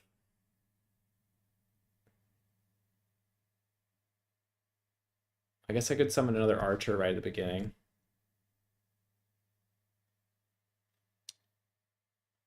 Lore gets instanced by Arrows of Kurnos. Huh. Arrows of Kurnos, maybe I can get away with it if I do have the Opal Amulet and I could hide him on this map. I feel like if my opponent has so many Arrows of Kurnos, I'm like happy with the build that I have. Because in a lot of ways I want to kind of swarm.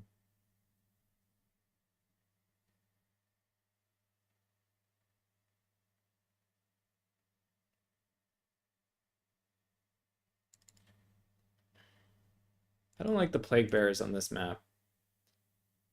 I feel like the map is too big for Plague Bearers.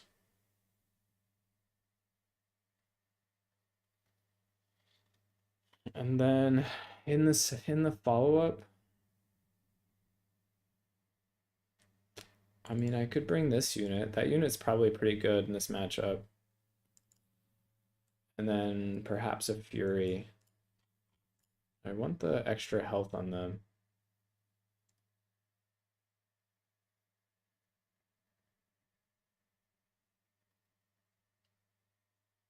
And then is there anything?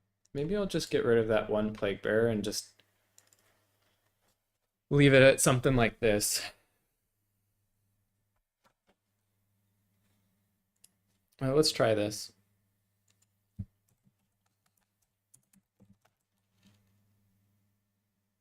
Not Zinch, I'm Doc. What else? Twilight Forest. Tell my opponent, good luck, have fun.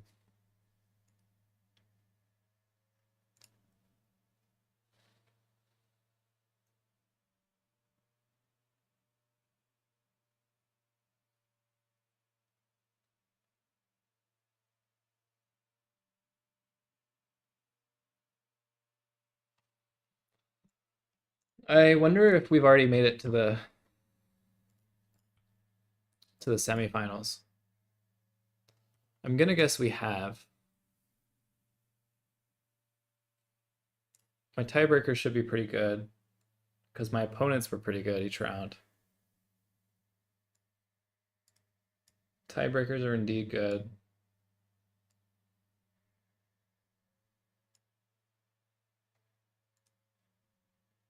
I think that I have indeed made it to the semis. So it does take some of the pressure off this game. I do want to win this though. Plague Penguin is like a fun player to play against. Yeah, pretty map. Like the giant trees.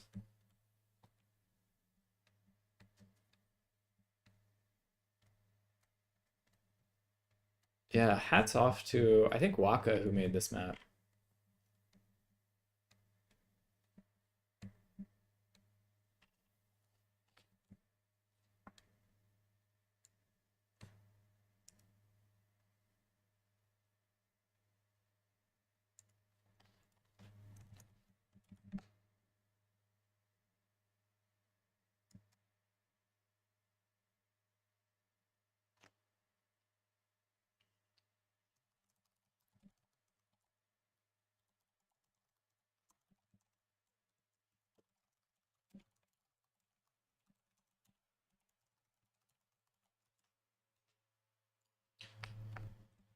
Okay.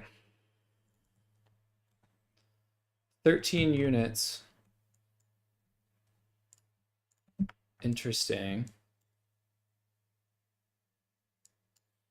I wonder what that means in terms of what style he went for.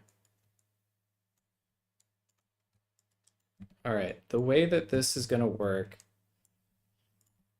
is I'm going to rely on the Nurglings to take the bullets.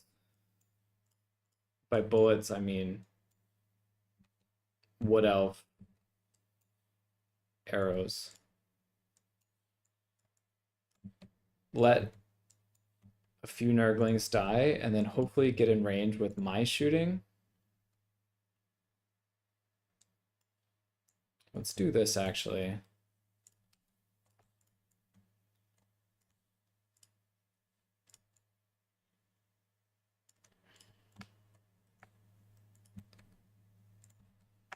The elevation is a little awkward because if he'll get to the points, I forgot how far forward the Vanguard is on this point. It's very far forward. So he'll likely get to one of the points long before that I do.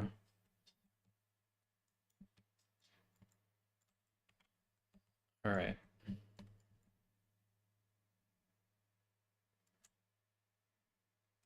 I wonder if he can shoot that far.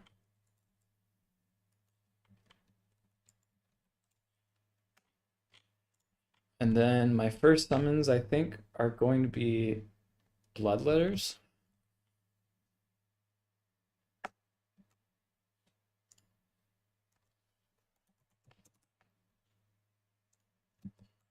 Make sure that everything looks okay. All right, well, this will be a fast battle at the very least. This is going to be over before, one way or another, this is going to end very quickly. Hopefully my doggos don't get shot right at the beginning. I've gone with Glaive Guard.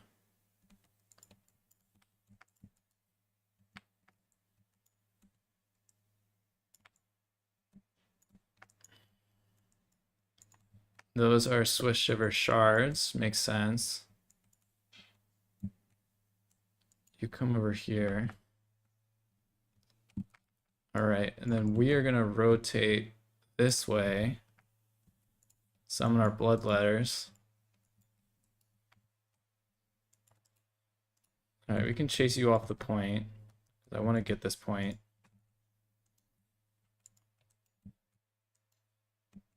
All right. We can rotate this formation a little bit. while we try to capture the points.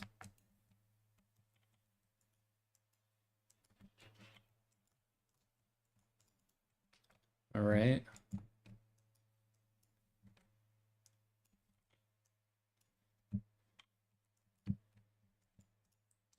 All right, now we're moving in. Time to go. Wild Hunters of Kurnos are there.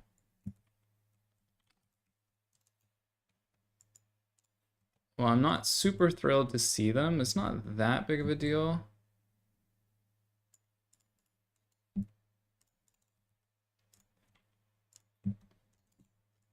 All right, you shoot, you shoot, you hit that, you come across. All right, you come back, you shoot, you shoot. Wow, look how much damage he's already done to my lord. That's a gamer right there. All right, it's good reaction times. Kill the dryads. Oh wow, my lord's pretty much dead already. Why is he stuck? Alright, well, the worst case scenario happened, basically. Unfortunately. I think I'm gonna need to resummon that, honestly. That's pretty bad.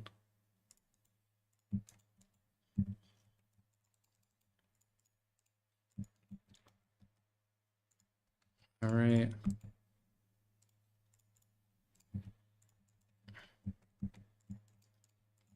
Nope, come on, get out of there, please. Alright, you shoot here.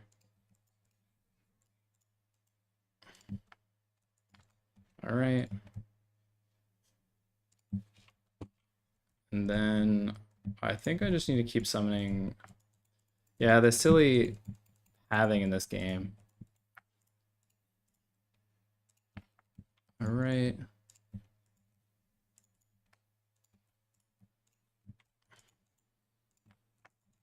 I liked him focus firing the Lord. That was nice.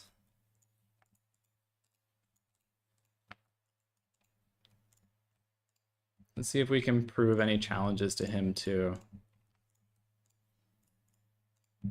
Now that the cav are out, that's a little problematic for me.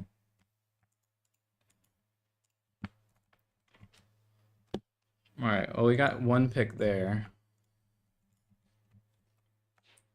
I'd like the Seekers.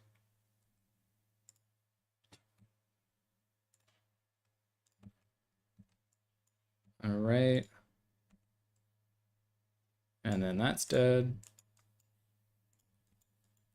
Yeah, I think this is going to be really tough now because Demons of Chaos are not a faction that want their lord to die. They're really like fragile when it comes to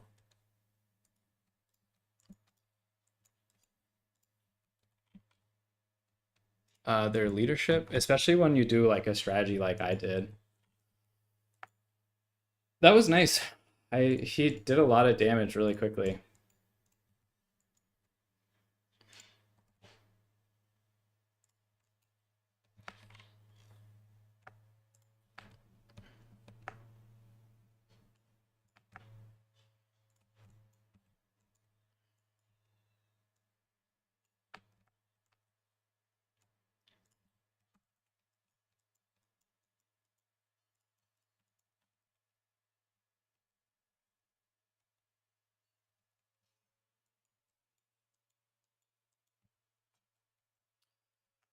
Yeah, I think I should have been more careful with the Lord. And when I saw that he was putting fire on it, I tried to move the Lord, but it was like already too late. All right. Well, the Lord is back. It's definitely a little. It's not going to be the most ideal.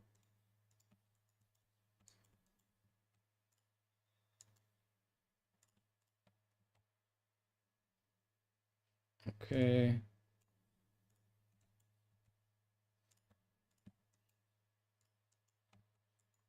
See if I can lose it twice in a row.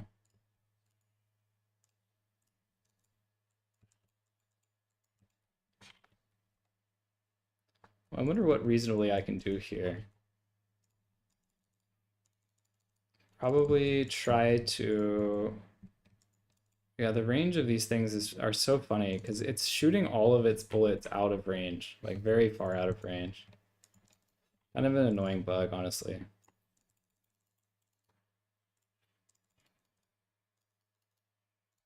All right.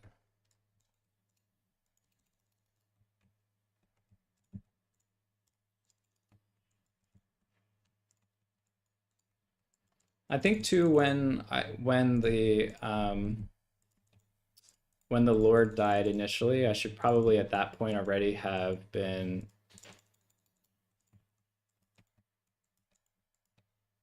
Yeah, I mean, in range, out of range. Boop. All right.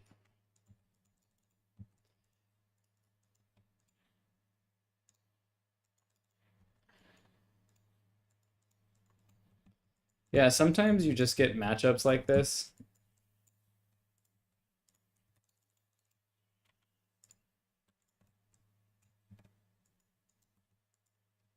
All right, shoot there. Shoot there. 900?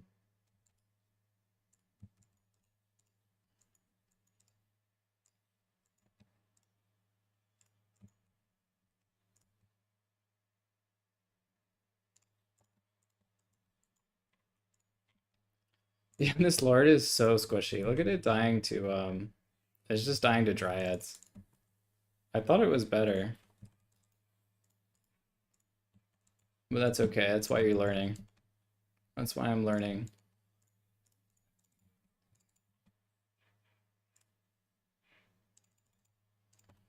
All right. Seekers, they get Bunad? Melkoth. All right. Well, this is over, unfortunately. It's like, okay. Too squishy.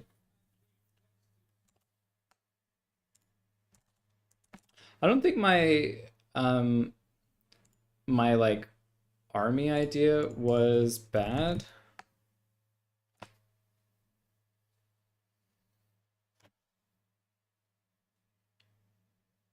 per se. Like the blues and the pinks all did pretty well, and the flesh hounds were nice. But the like losing the Lord was pretty catastrophic. Unfortunately, like Wood Elves just have so much magic missiles that the matchup is always going to be really tough. But maybe I just need to get more creative with the way that I try to kill the archers.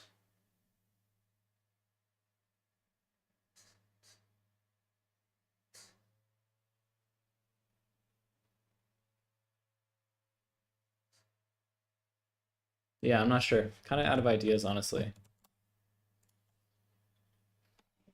But yeah, you know, the chariot, you're right. The chariot has more health, but it's a bigger target. I wanted to see if the chariot was like how it felt in this matchup. I think it's just too squishy. Like the armor is so low and the melee defense, I guess, is not good.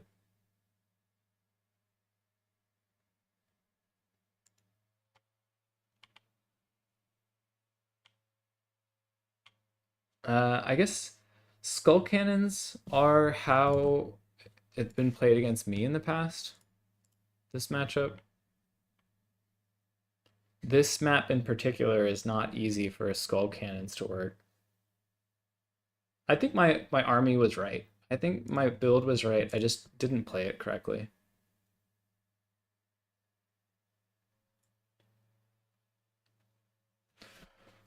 But okay, I'm gonna go grab food real quick. I'll be right back.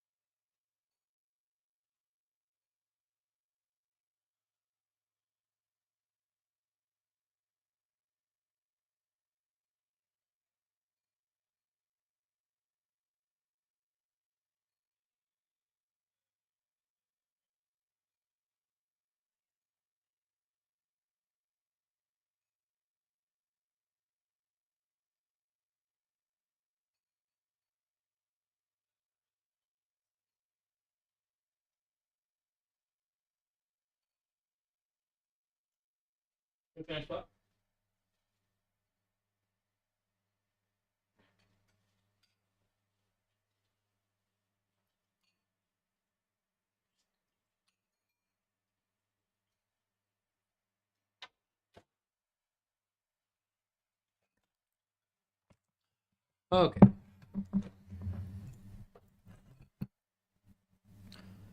I am just eating food while I wait for the semifinals.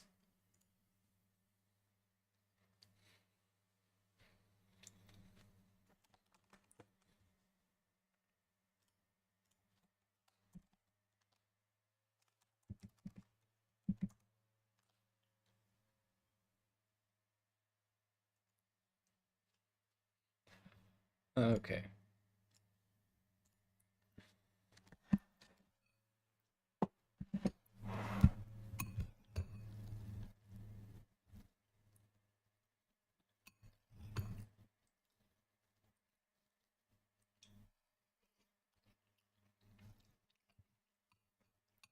Malkos is a good idea.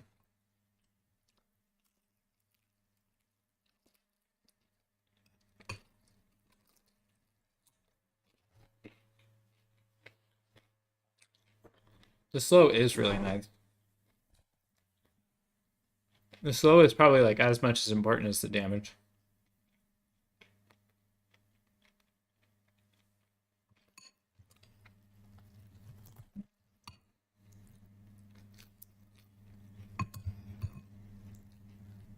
Space Pope. Pit makes sense too, but at best with Pit of Shades, I'm just gonna get one archer unit. Maybe it's still worth it, but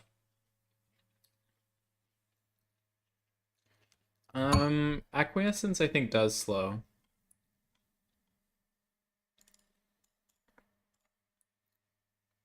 Yeah, there's a slow on Acquiescence.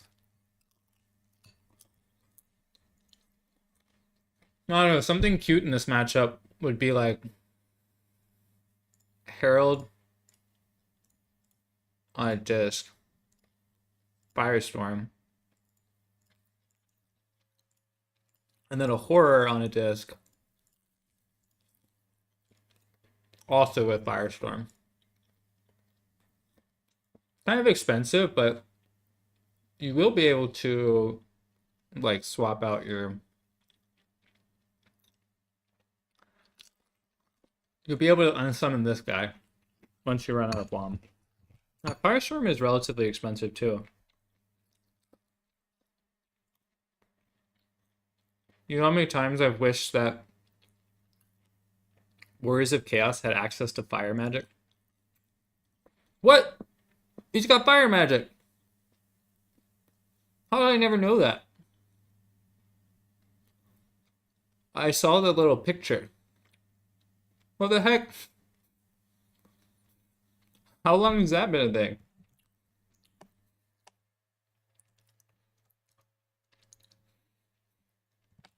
That's hilarious. Okay, well, the undivided version of this guy gets fire.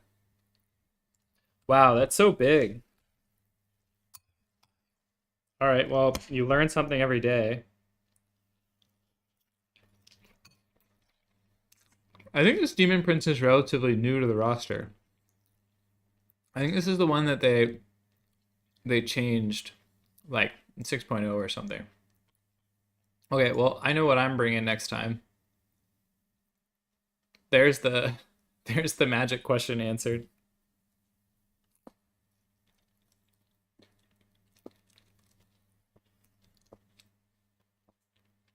This guy's not bad.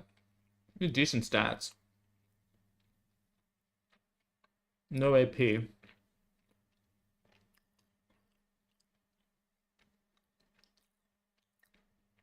Gives allies immune to psychology.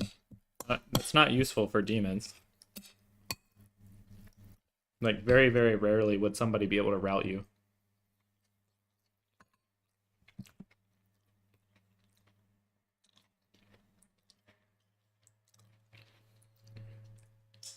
That's hilarious that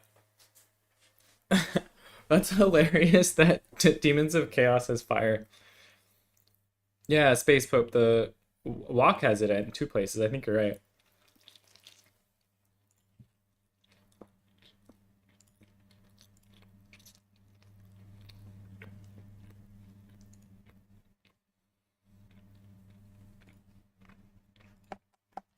We have a new opponent.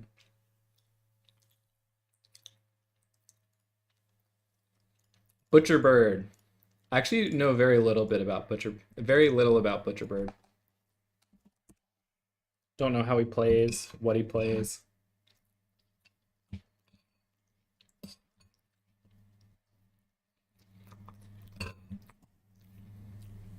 My opponent is Wood Elves. I also have to remember that Twilight Forest has very far forward Vanguard points. I didn't remember that at all when I was choosing my faction.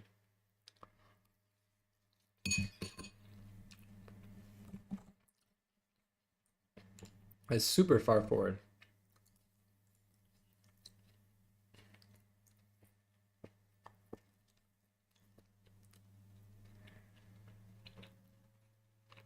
Okay, Haunted Vale. I think for Haunted Vale I picked dwarves. Maybe not. Let's see.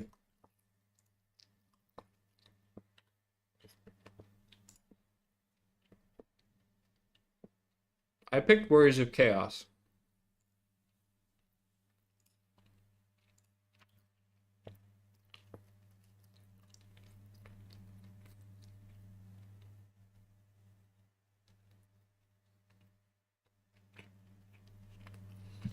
Man,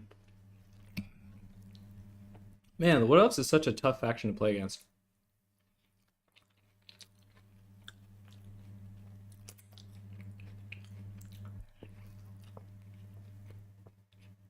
I'm gonna get Wood Elves 2 times in a row.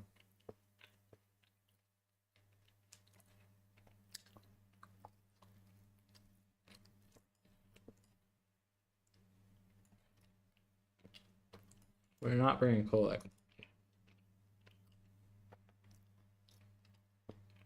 Okay, so I'm gonna throw up the blocker.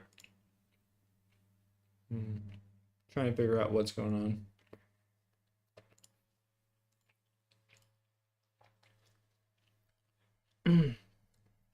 Butcher has good micro and lots of aggression. I think I was expecting aggression.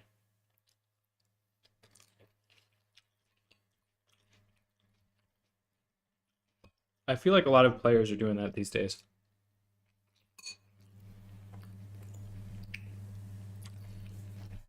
The build that I expect from him in this matchup is something like maybe like a wall of Glade Guard. Like spears and Glade Guard, but moving in like a flat line.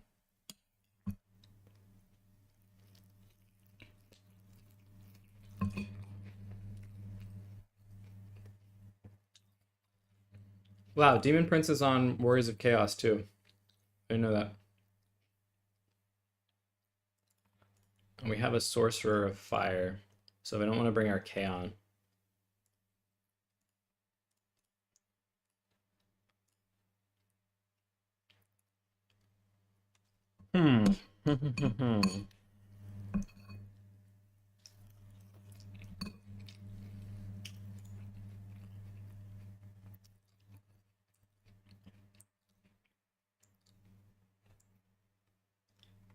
Okay.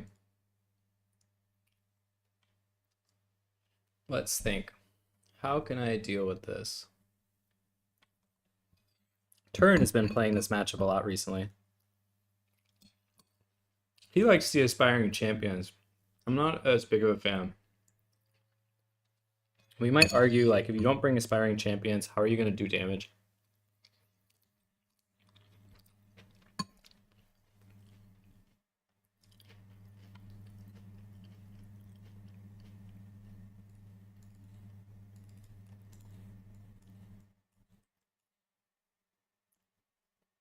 Marauder Horseman, maybe? Bring some more Marauders.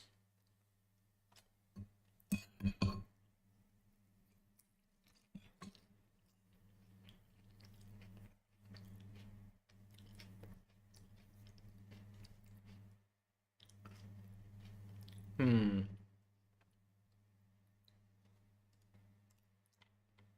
I mean,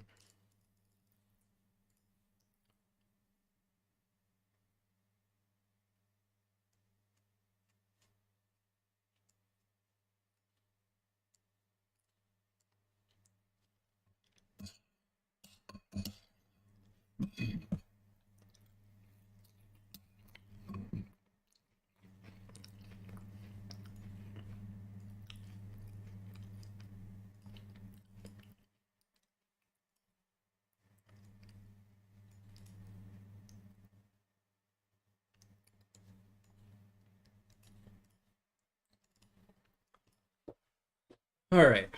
I have an idea of how to do this, but it's going to be a little tricky.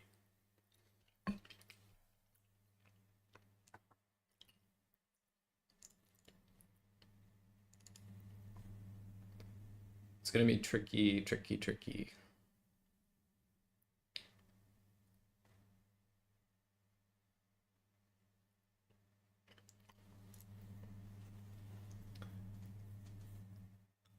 And then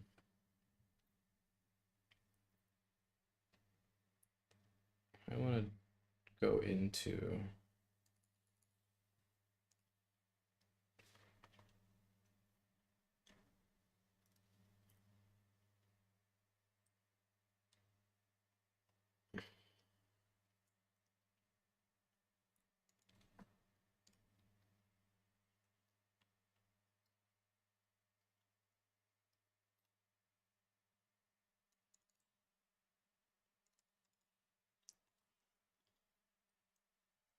hmm.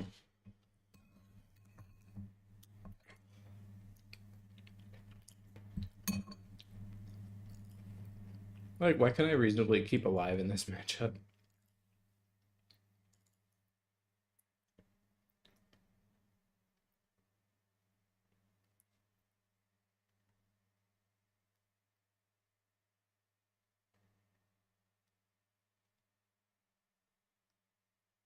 Um, Maybe late game that. 1, 2, 3.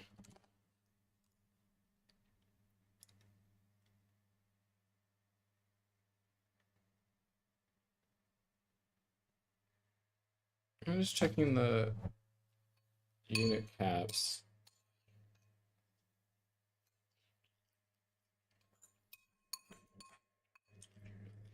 The unit caps don't seem to say anything about the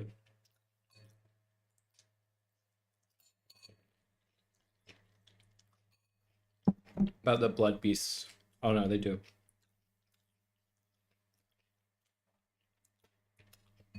Turin has decided that Walk can have as many blood beasts as he wants, but Harrison seems to have not had the same agreement.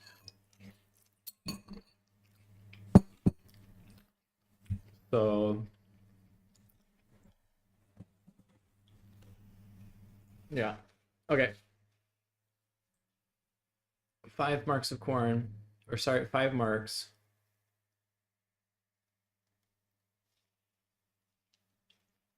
And anything else that I can buy?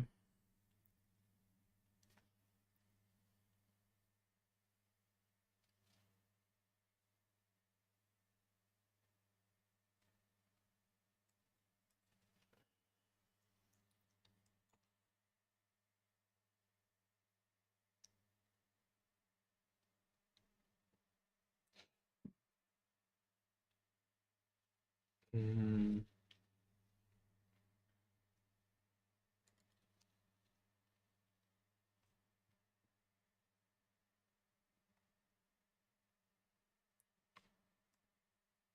not really. My marks are pretty limited, honestly. They're a very limiting factor. Unfortunate.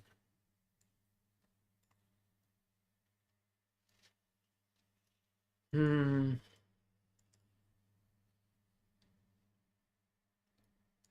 It's too many. Really hard to balance how to use my funds. And then now I have 1,000 gold left over. All right, that's pretty close.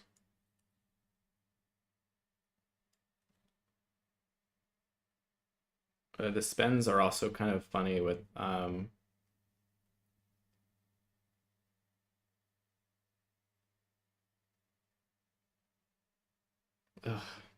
it's so gross.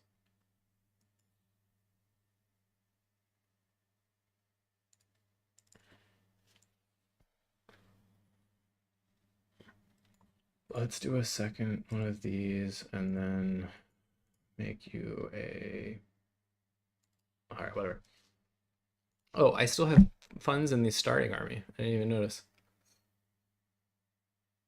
Ugh.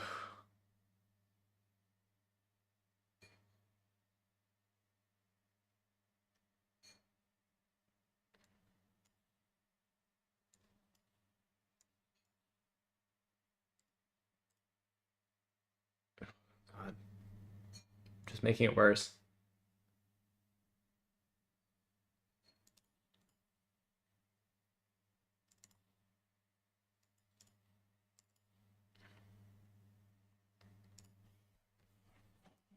Uh,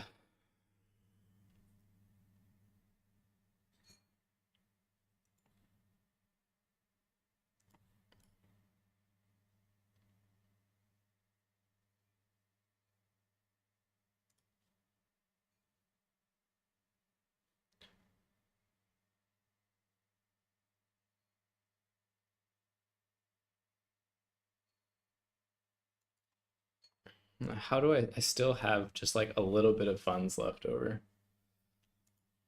All right.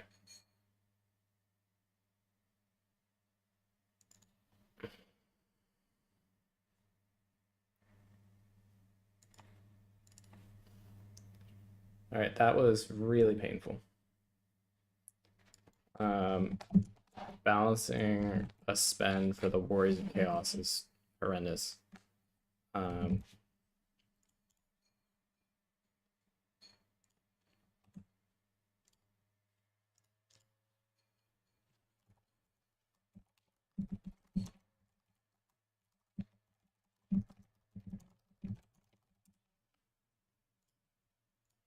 okay, let's take off the blocker.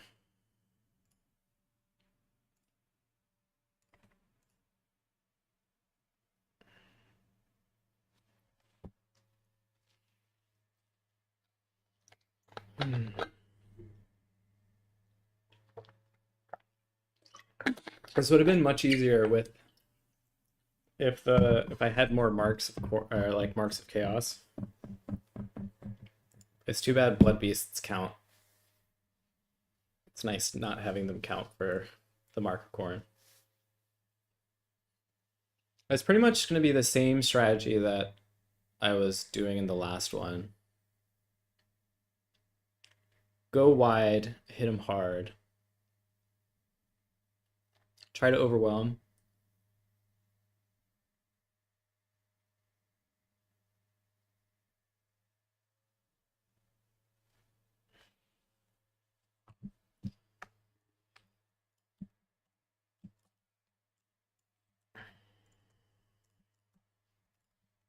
And then the cannon hopefully will do a lot of damage just chilling.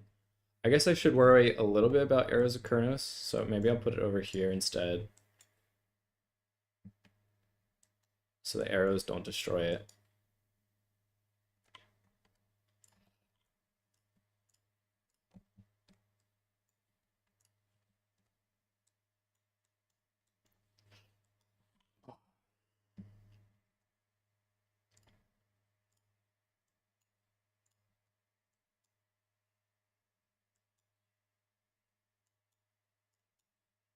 Interesting to see if he goes for kind of a boxy build.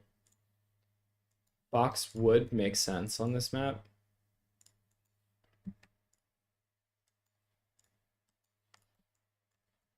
But it's not necessarily the strongest approach.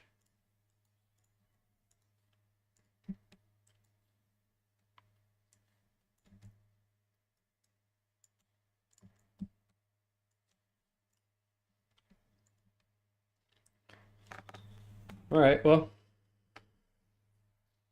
he's gone for 12 units, so maybe he's gone for something like Swift Shiver or even probably Swift Shiver, not Deepwood Scouts.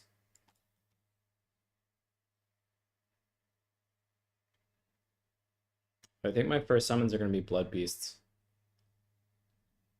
Or maybe even Chariots, honestly.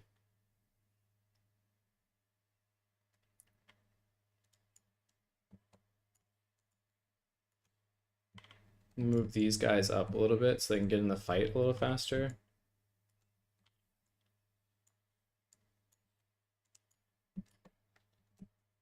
All right.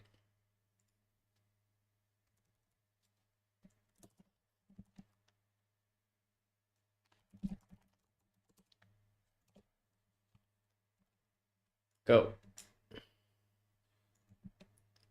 Dryads with some. All right.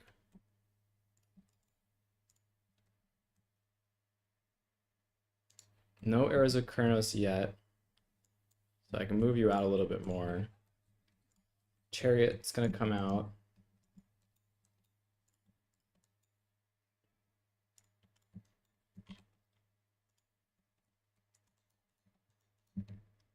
Archers that can shoot all the way to the other side of the map. It's nice.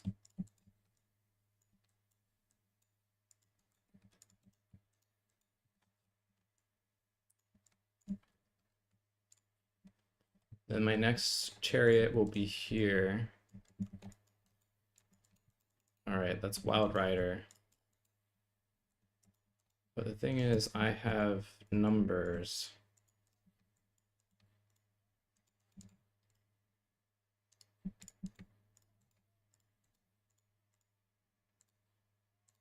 All right, you come here. You can charge here as well.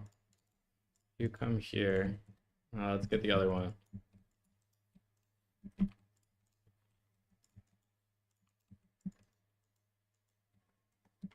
All right. And you two can come here, actually. That's what you're here for. And we are going to blast.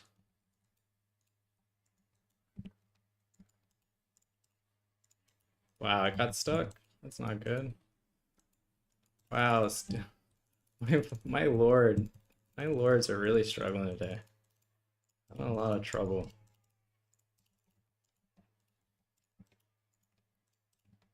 Yeah, the lord is already dead. That's not good. Is he routing in the right direction? No, he's dead. Yeah, that's frustrating. It's the second time that I've done that.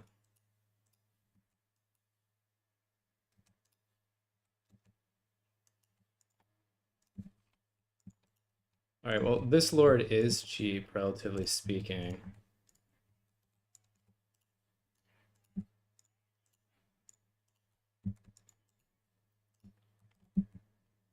All right, let's get. Oh, what? All right, so they there's a Kurnos are doing a lot of damage.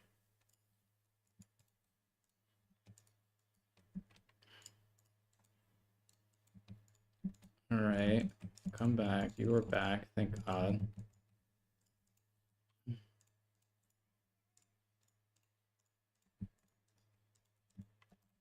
All right.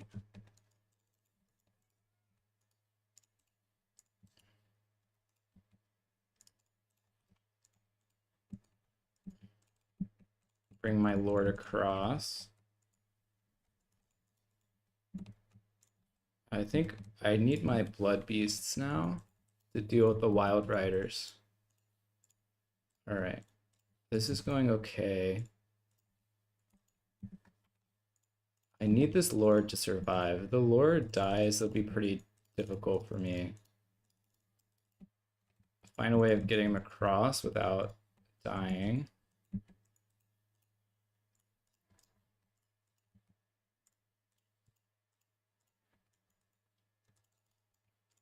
Charge, please. All right. Now I can summon kind of want to summon an Aspiring Champs. See if Turin is onto something.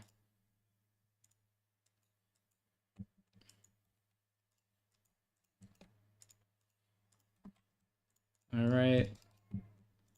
The Wild Riders are still problematic. All right, killed it. Killed it in the end. That's really annoying. I guess the Way Stalkers got it.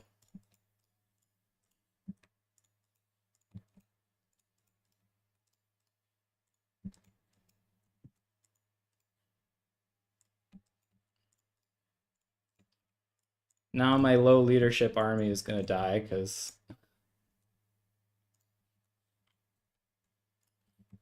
what else can you do? Hmm.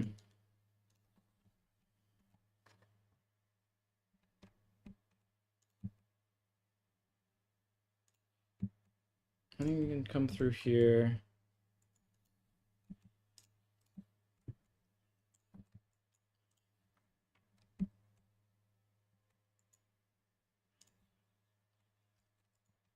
I mean, it's an uphill battle now, honestly.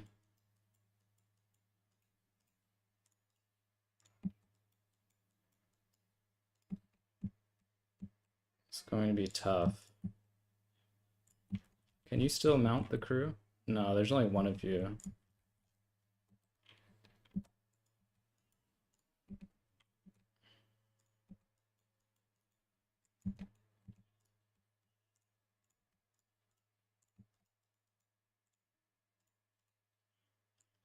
Wild Hunters are overextended. In fact, let's just try to overpunish. We are taking this fight in the woods, which is not great for us.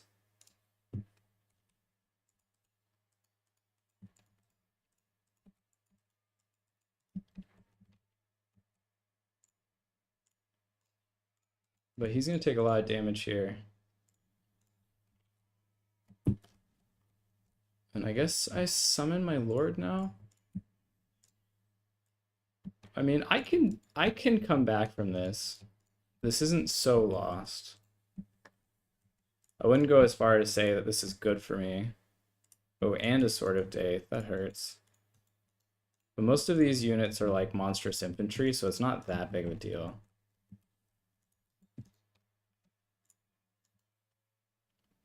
All right. That's what you're here to kill. You're here to kill this. But the Way Stalkers are doing a lot of damage. All right. 1150 and summon. Man, I really gotta be careful about losing my lord. I've been getting in a bad habit of that.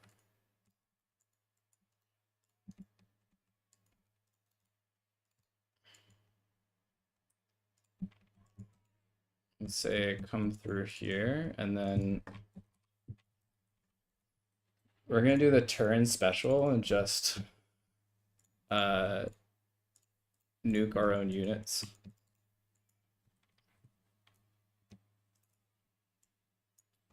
It's not a good burning head, but I gotta get these off, these casts off.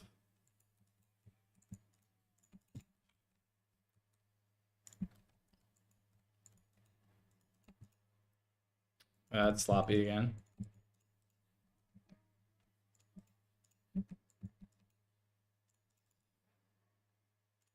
Come through here, please.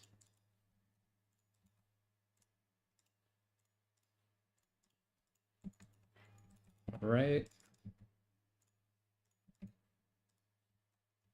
The Blood Beast will have to kill the Wild Riders. All right. Let's bring some dogs through the center now.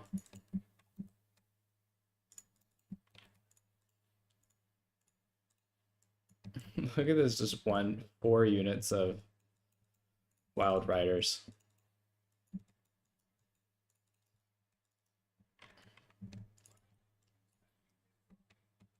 All right, just throw down another one. Look at them unsummoning too. Sometimes you gotta love how ridiculous this is. I turned away for a second.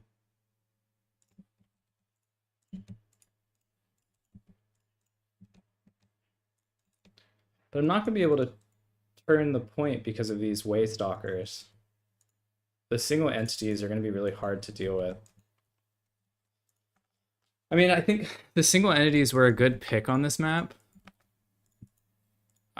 Because they're like, it's such a big map, I suppose. The dogs didn't even break through. Surprised the value is so close. Perhaps that's just because the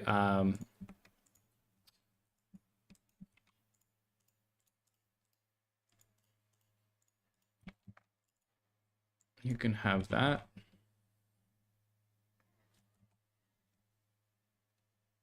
I mean, I guess that I still have some stuff on the battlefield, but it doesn't feel like I have a lot.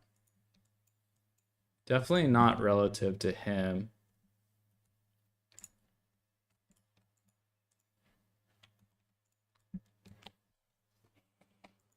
Yeah, so losing my lord again, just really problematic. These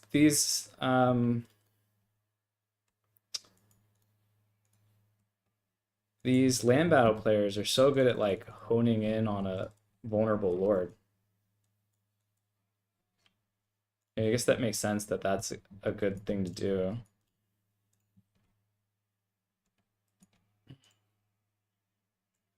Wow, look how much damage that did. It's not that bad. Why are you in my control group?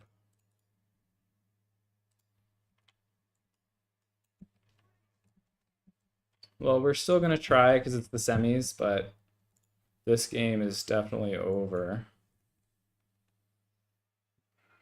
Dodges this. That's pretty good.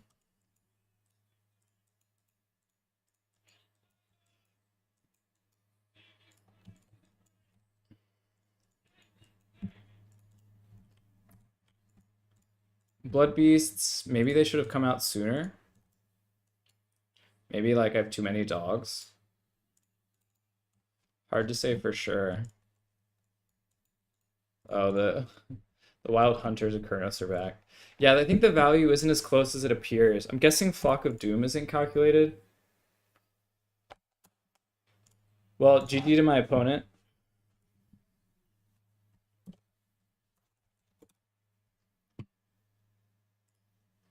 I would say this is a good run. Interesting to know.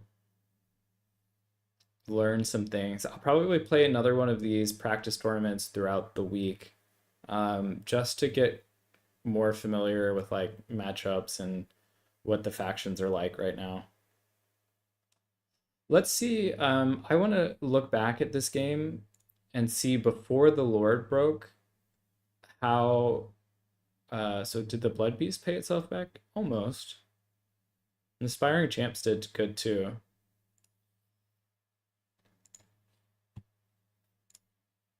Maybe I lost just because of the Lord. Honestly, that might be the answer in both games that I just played. When you're going with so much chaff, that um, when you're going with so much chaff, the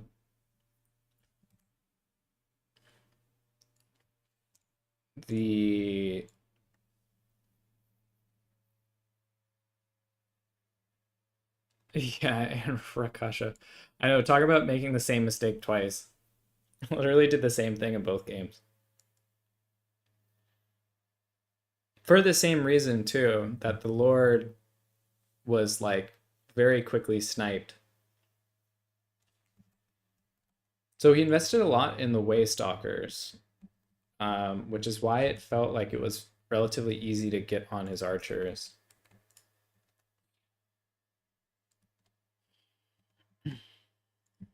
The double arrows of Kurnos.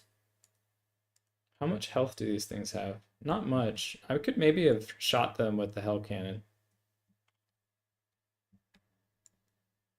Oh, and this one is very far forward. That's why it got here so quick.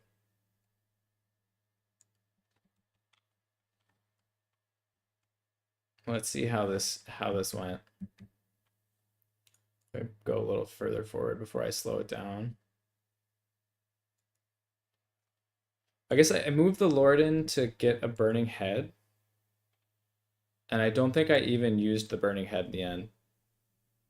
The chariots got stuck on Durthu. They just stopped. And then my burning head comes off. It's a good cast, but he lost half his health in about 5 seconds. So,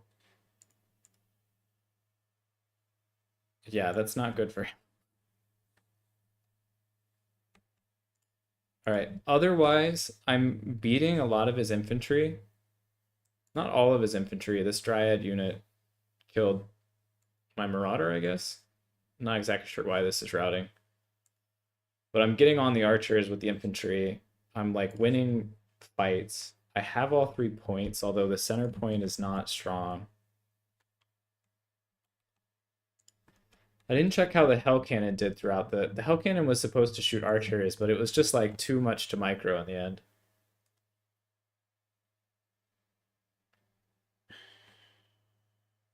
And the Wild Riders are good picks. There's like not that much I can do about Wild Riders.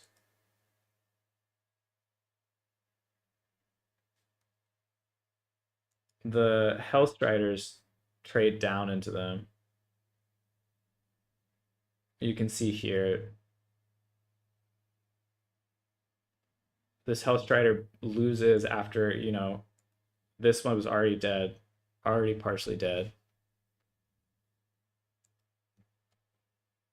But okay, before the Lord goes off the battlefield, I wouldn't say this is won, but all of the archers are compromised. Durthu is still a problem. Durthu's like an invincible treeman with double Flock of Doom.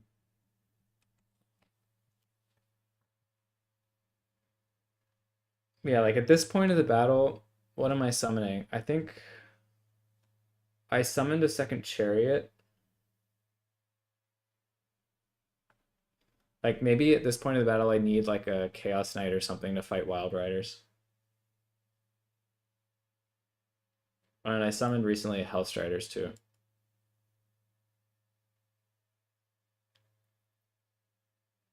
Wild Riders with shields.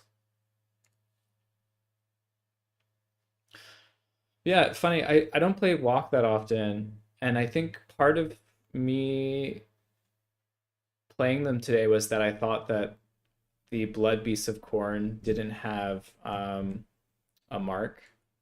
This was sloppy. I should have moved it off. Part of it was me thinking that they didn't have a mark of chaos, and this specific host used it in the rules that they did, and that meant that I didn't have very much variety when it came to Marauders.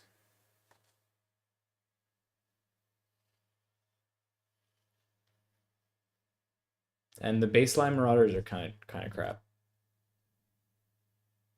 Yeah, that was all Archer. That was all just the Archers. So all of the Archers die. And then what we're left with is he has 2 way stalkers that have almost used up all their ammo. My cannon is still online. And he has a couple Wild Riders, but I have a lot more infantry than him. So like at this state of the battlefield, I think I'm doing well.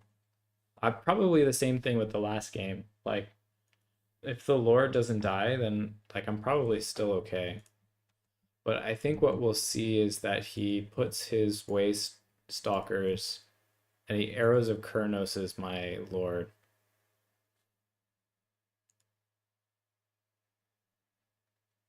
And maybe the Hellstriders themselves are a little bit of a trap because they do pretty poorly against the Wild Riders.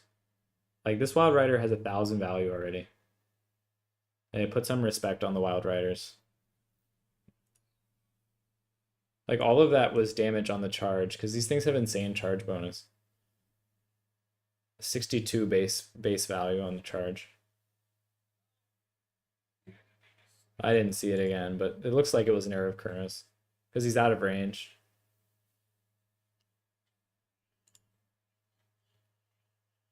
Yeah, one of them still has Arrows of Kurnos, one of them doesn't. I don't like the Hellstriders in this matchup. I thought I would like them more than I did. But in the end, I'm not a big fan.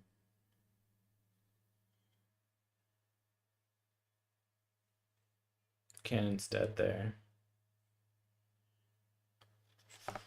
Maybe the cannon was dead weight. Just like shooting chaff. But okay.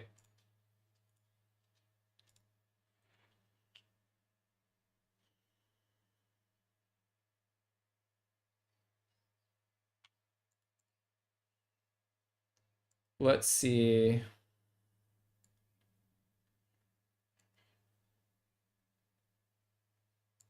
Guess I didn't save the game with Martin.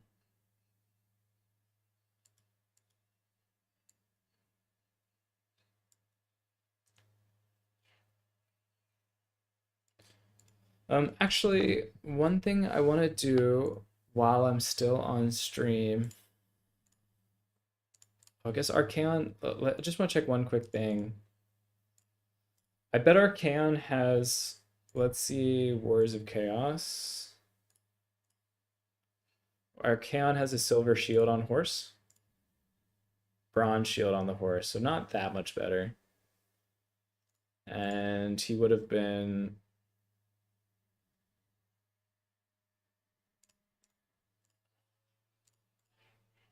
a lot more expensive.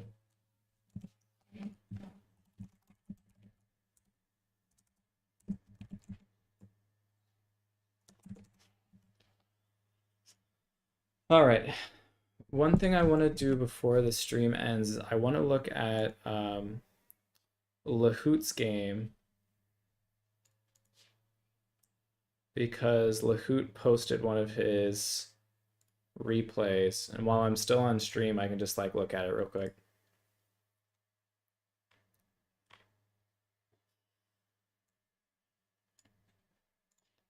All right.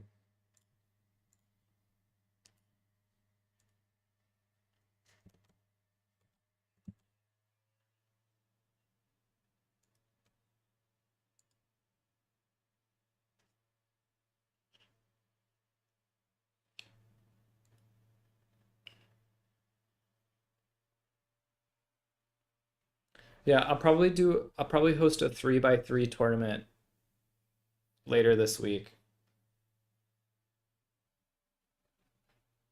This tournament led to just like not really being able to choose what my matchups are. And as fun as that is, it's not good practice for the Turin tournament. But it did help me learn a little bit more about the matchups and some of the factions that I don't play that often.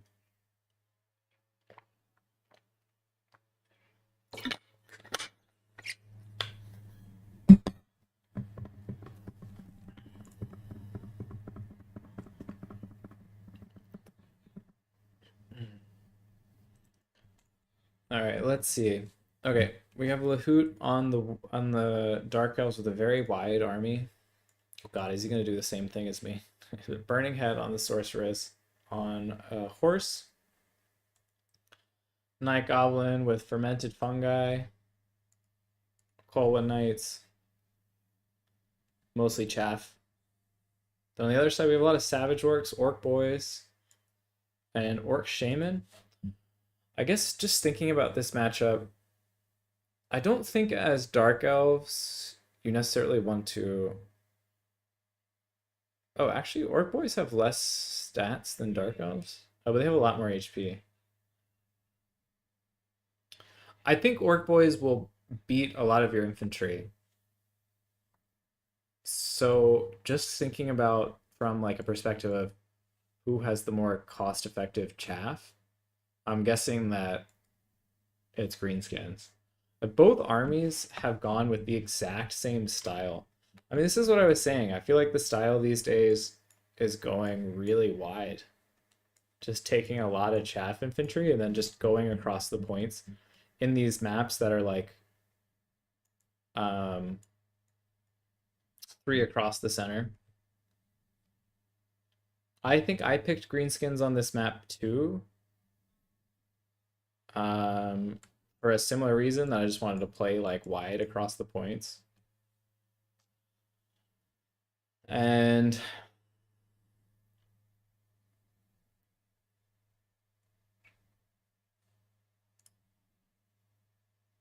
yeah.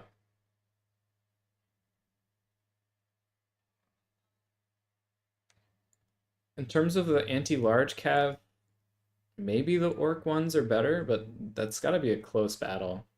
Burning Head should be really nice here. But everything is so spread out that it might not help you that much. Might not help Lahoot that much. I see land battle players use Cold One Knights really aggressively, actually. I see them like charging down infantry frequently. So they would be like using these Cold One Knights to like fight the oncoming orc boys. They do have good charge bonus and they have good armor, which makes them like okay at shock cav.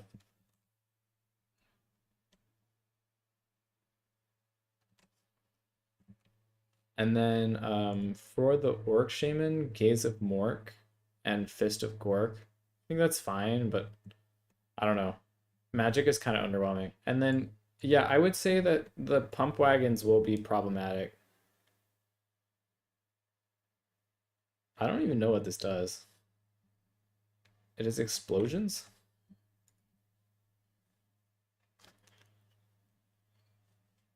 Yeah, and I think if you're Lahoot, I mean, the biggest thing that stands out here is that your Cav, like maybe they wanted to come around to like jump on, I don't know, if something was summoned like um bolt throwers or something, but when you see that that's not the case, you probably just cycle them around and shadow the orc boys, or you just do those charges to soften up the front line.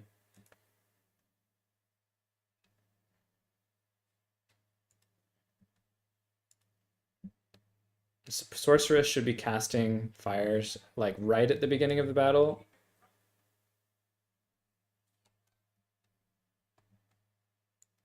And then this unit is very dangerous. So if you're Lahoot, you want to be like zeroing in on, because this counters your infantry pretty well.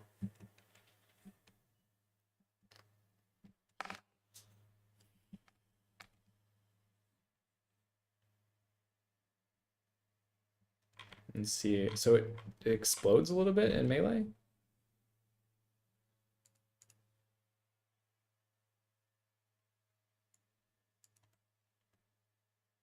And then some inefficiencies here. Imagine he's just microing elsewhere. It's such a big battlefield that it's hard to. So now this is, I approve of this. Um, wow, what killed the colonize? It's just the rusty arrows, or not the colonites. Colonite got a better charge there, but you can see they kind of don't necessarily trade up. Oh, and they have the Spite of the Bad Moon. Spite of the Bad Moon is probably a nice pick. I didn't even bring it in the greenskin game I played.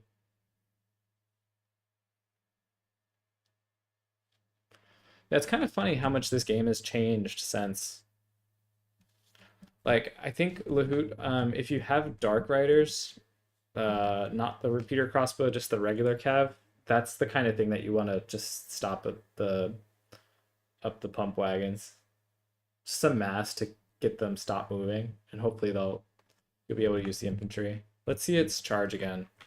It probably will break both of these units, I'm gonna guess.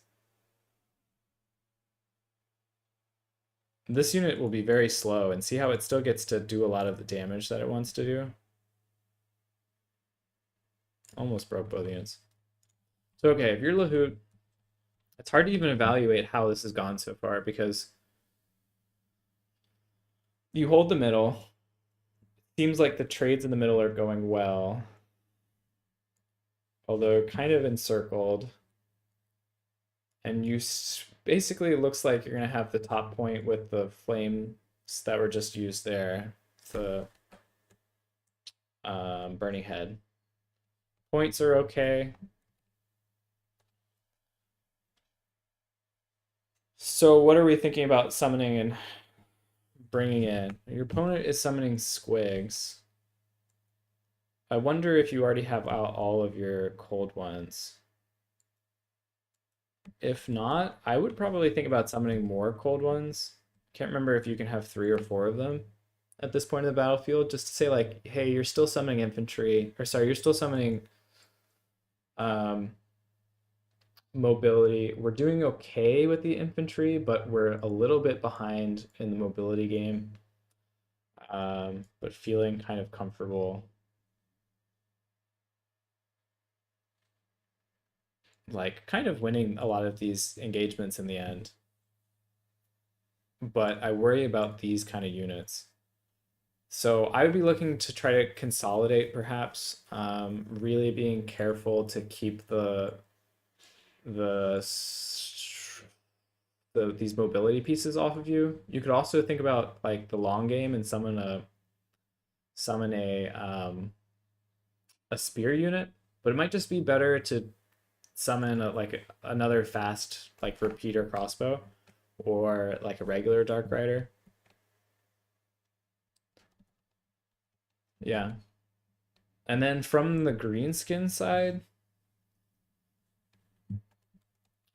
I think I might actually summon more mobility too, honestly, just to like keep the mobility advantage relatively high. At some point, if you're the greenskins, you need to bring in more infantry because like relatively speaking, you don't want to be like really disadvantaged in the infantry game because then you'll have a hard time getting good fights with your mobility.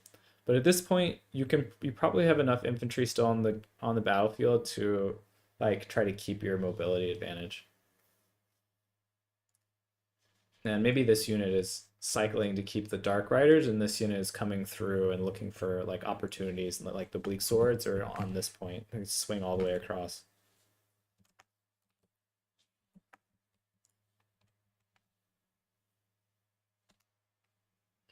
But here we definitely shouldn't allow, from Dark Elves, we shouldn't allow rear charges on our cav by this expensive stuff. Because we had an infantry unit there that could handle that. That could like screen out these units. And now we want to pull through. Yeah. So Lahut did it right, but we want to keep the bleak swords there just to like pin down these units.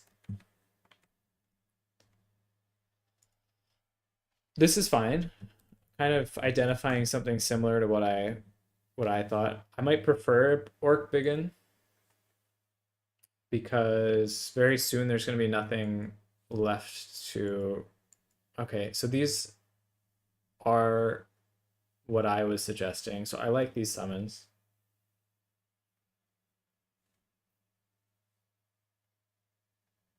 Burning Head probably won't do that much damage. We can look at it real quick. Well, it did a decent amount of damage to the squigs, actually. Not so much damage to the orc war boys.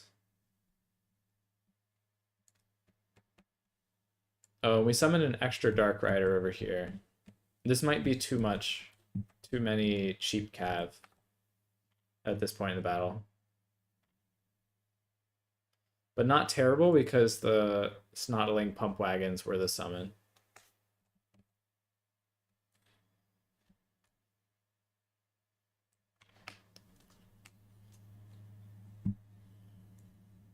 All right, so I really approve of this summon. I think this is the correct summon.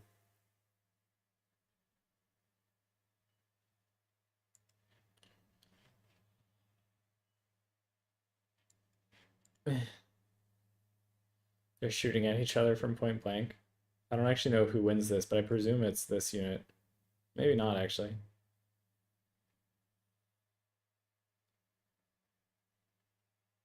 All right, if you're Lahoot and you now have all of the Skirm Cav out and your opponent doesn't have Skirm Cav, we really want to consolidate on one point and try to like poke expensive stuff with the Skirm Cav.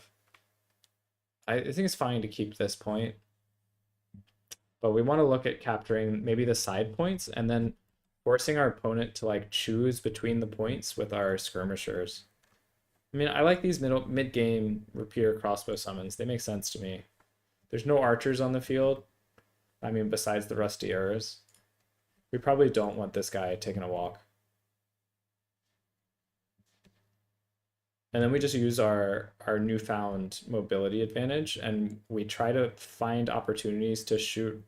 The first target priority is the broken tusk mob. And if you're greenskins, now you need to summon infantry. So I said at the beginning that there is a point where you're going to need infantry. Even summoning just cheap stuff like goblins to take the arrows, take your opponent's arrow shots, would be very strong.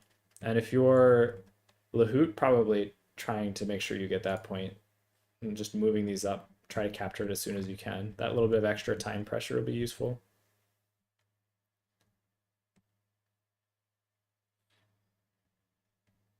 And then honestly, if you're Lahoot, probably you're also summoning like maybe a unit of dread spears or two.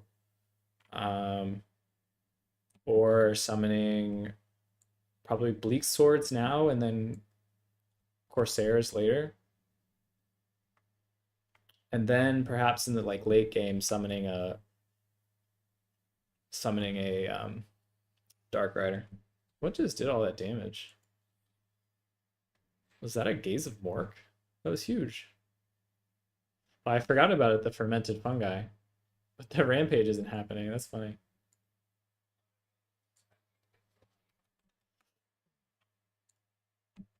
Cold One Knights don't feel right at this point because we have 3 Dark Rider repeater crossbows.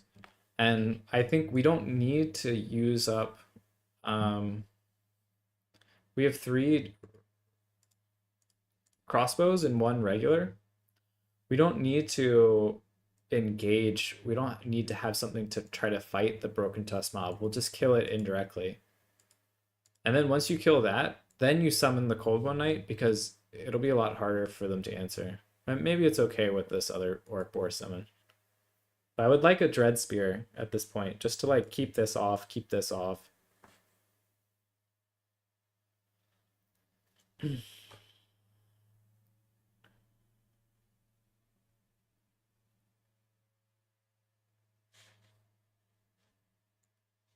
No, this feels wrong. This feels like the first like actual mistake that Lahoot has made. Everything else I would say has kind of been a minor has been a minor issue. But this summon feels wrong because basically what we have to worry about are mostly these 2 units that are going to do all of the heavy lifting for the greenskins. Everything at this point feels like it should be either controlling the points or getting rid of the most dangerous units, which are the Orc Boar Boys. Also, look how little infantry your opponent has. So at this point, you can get on the points quickly with like a spear or something.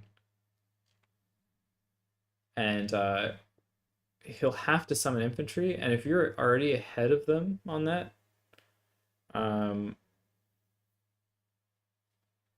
then it'll like it'll take a lot longer for them to respond.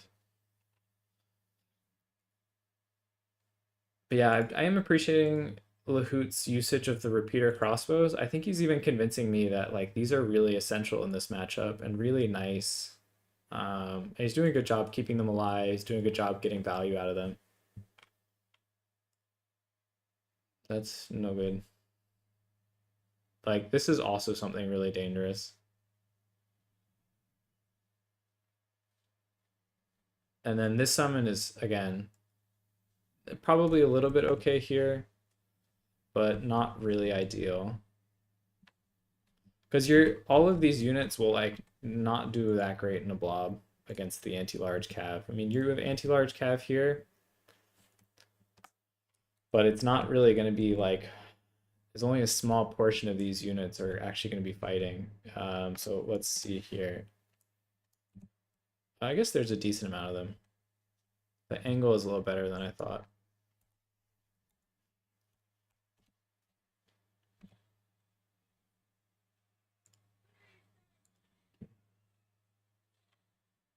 Then the flap is coming. I like this, using this to just, this might have been a little haphazard.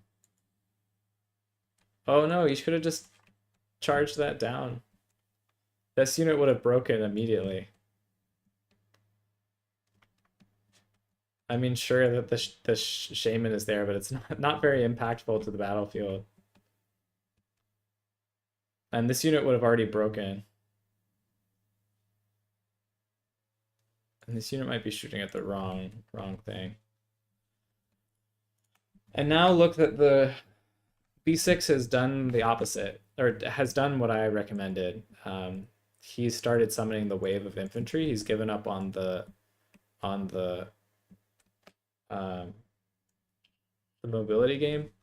Now it's going to come down to like, how are you going to remove his infantry as opposed to how is he going to remove your infantry? And the things that you have remaining, like these repeater crossbows, aren't really the best infantry clears. They're going to be really slow. But we'll be able to deal with this orc boy.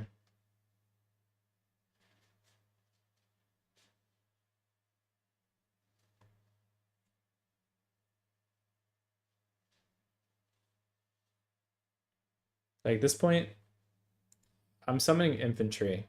Again, I think what Lahoud is missing out on is this like mid-game infantry summons.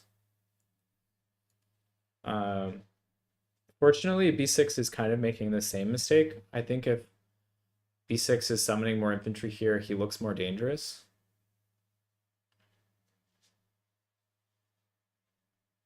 Which even just a few, you're applying a lot of point pressure in the mid game. And I know Falling Star has spears as well, so that's something that he could do.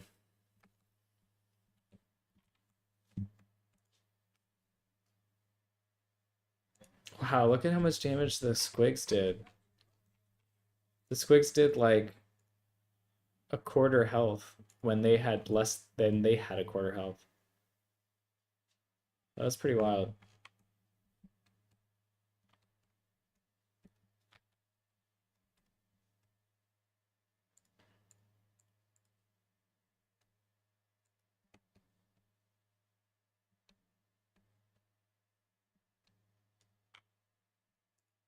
Another boar boy unit.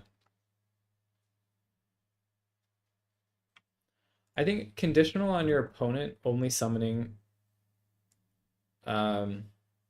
mobility units, that's fine to summon mobility units in response, but I think it'd be a lot stronger to like maybe bring in some infantry. I mean, mostly spears. I guess other kind of infantry might trade down into the orc boar boys. But yeah, maybe some spears. So maybe the initial build needed some more spears instead of like one of these dark riders. Even here, I feel like cycle charging the orc boar boys wins you the center point. Okay, let's speed this up a little bit because this game's gonna be long.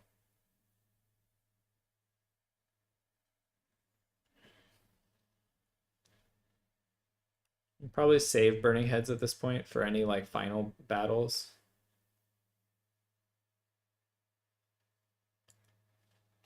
I mean, this is okay, maybe a little too much, but actually it's holding in a lot better than I would have thought.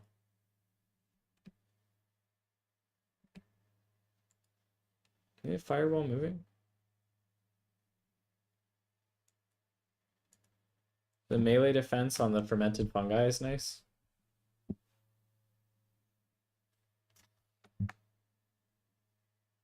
With it, resummon the Lord. Ah, that's what I was wondering why B6 was waiting. He's waiting for the Lord resummon. That's a good idea. Especially because the Lord has some good items he can use.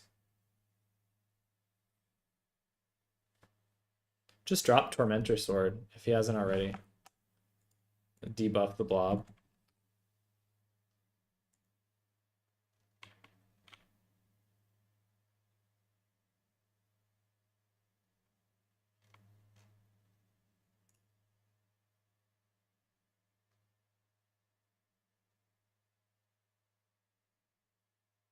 The Lord is dying. This is like me with Marcus today.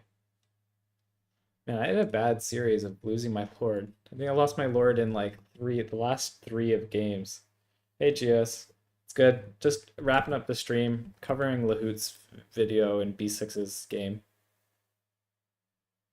This is not efficient. This feels like a end of the battle. I'm tired and I don't like having a hard time figuring out how to win. You see what I mean about the time pressure from the infantry summon earlier? So what the infantry summons bought was it bought the points. And now Lahoot's in a very awkward position where he needs all three. Okay, and B6. So B6 seems to have some good instincts here. He recognizes that the points are low, or he ran out of things to summon.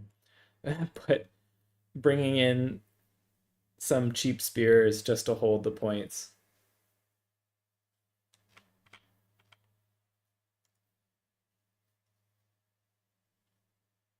The Lahoot will not be able to hold this point. He'll take these 2 points, but he won't be able to hold these points. And a large part of it is like, what do you have to kill the spears quickly?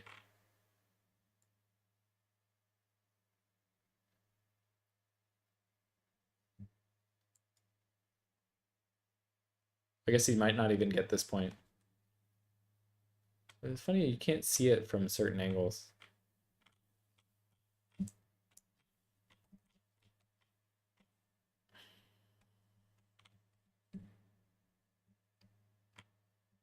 I think this is the height that the game defaults you to playing at. Not the worst.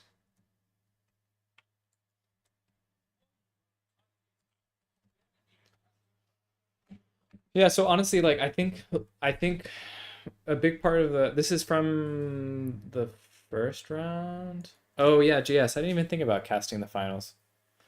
Um, yeah, it didn't even cross my mind.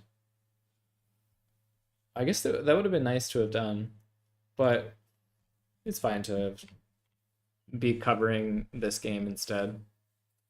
This round was from the first round, maybe? I think this is the first round. And I played B6 in the third round. Yeah, look how much damage. Wow. Those are witch elves, that's why. That's pretty crazy though. A huge amount of damage. It's because of the low armor. Small mass. Anyways, so what Beast or what Lahoot did potentially wrong was I think those like relying a little too heavily on Dark Riders. I think 1 or 2 was fine, but 4 is probably too many in the mid game. And then leaning into more heavily that like your Dark Riders are the answer for Orc Boys. And then summoning some spears. So I guess in the end, looking back at it, I like maybe taking out 1 Witch Elf, maybe 2 Dark Riders, and putting like, I don't know, 4 spears or something in there. Feels like it would have been that good. And what B6 did well was identifying that kind of in the mid game, just summoning cavalry wasn't necessarily the best way to win, and summoning instead some more infantry. I think that's what kind of turned the game around. Anyways, good tournament. some wins, some losses. Still kind of figuring out what this meta is and preparing for that tournament on Saturday. So thanks everybody for tuning in. I'll be aiming to do this again on probably Wednesday. So be on the lookout. I'll try to schedule it in advance again. And this time I'll probably host my own tournament so I can do a 3x3 instead of a pick six. All right.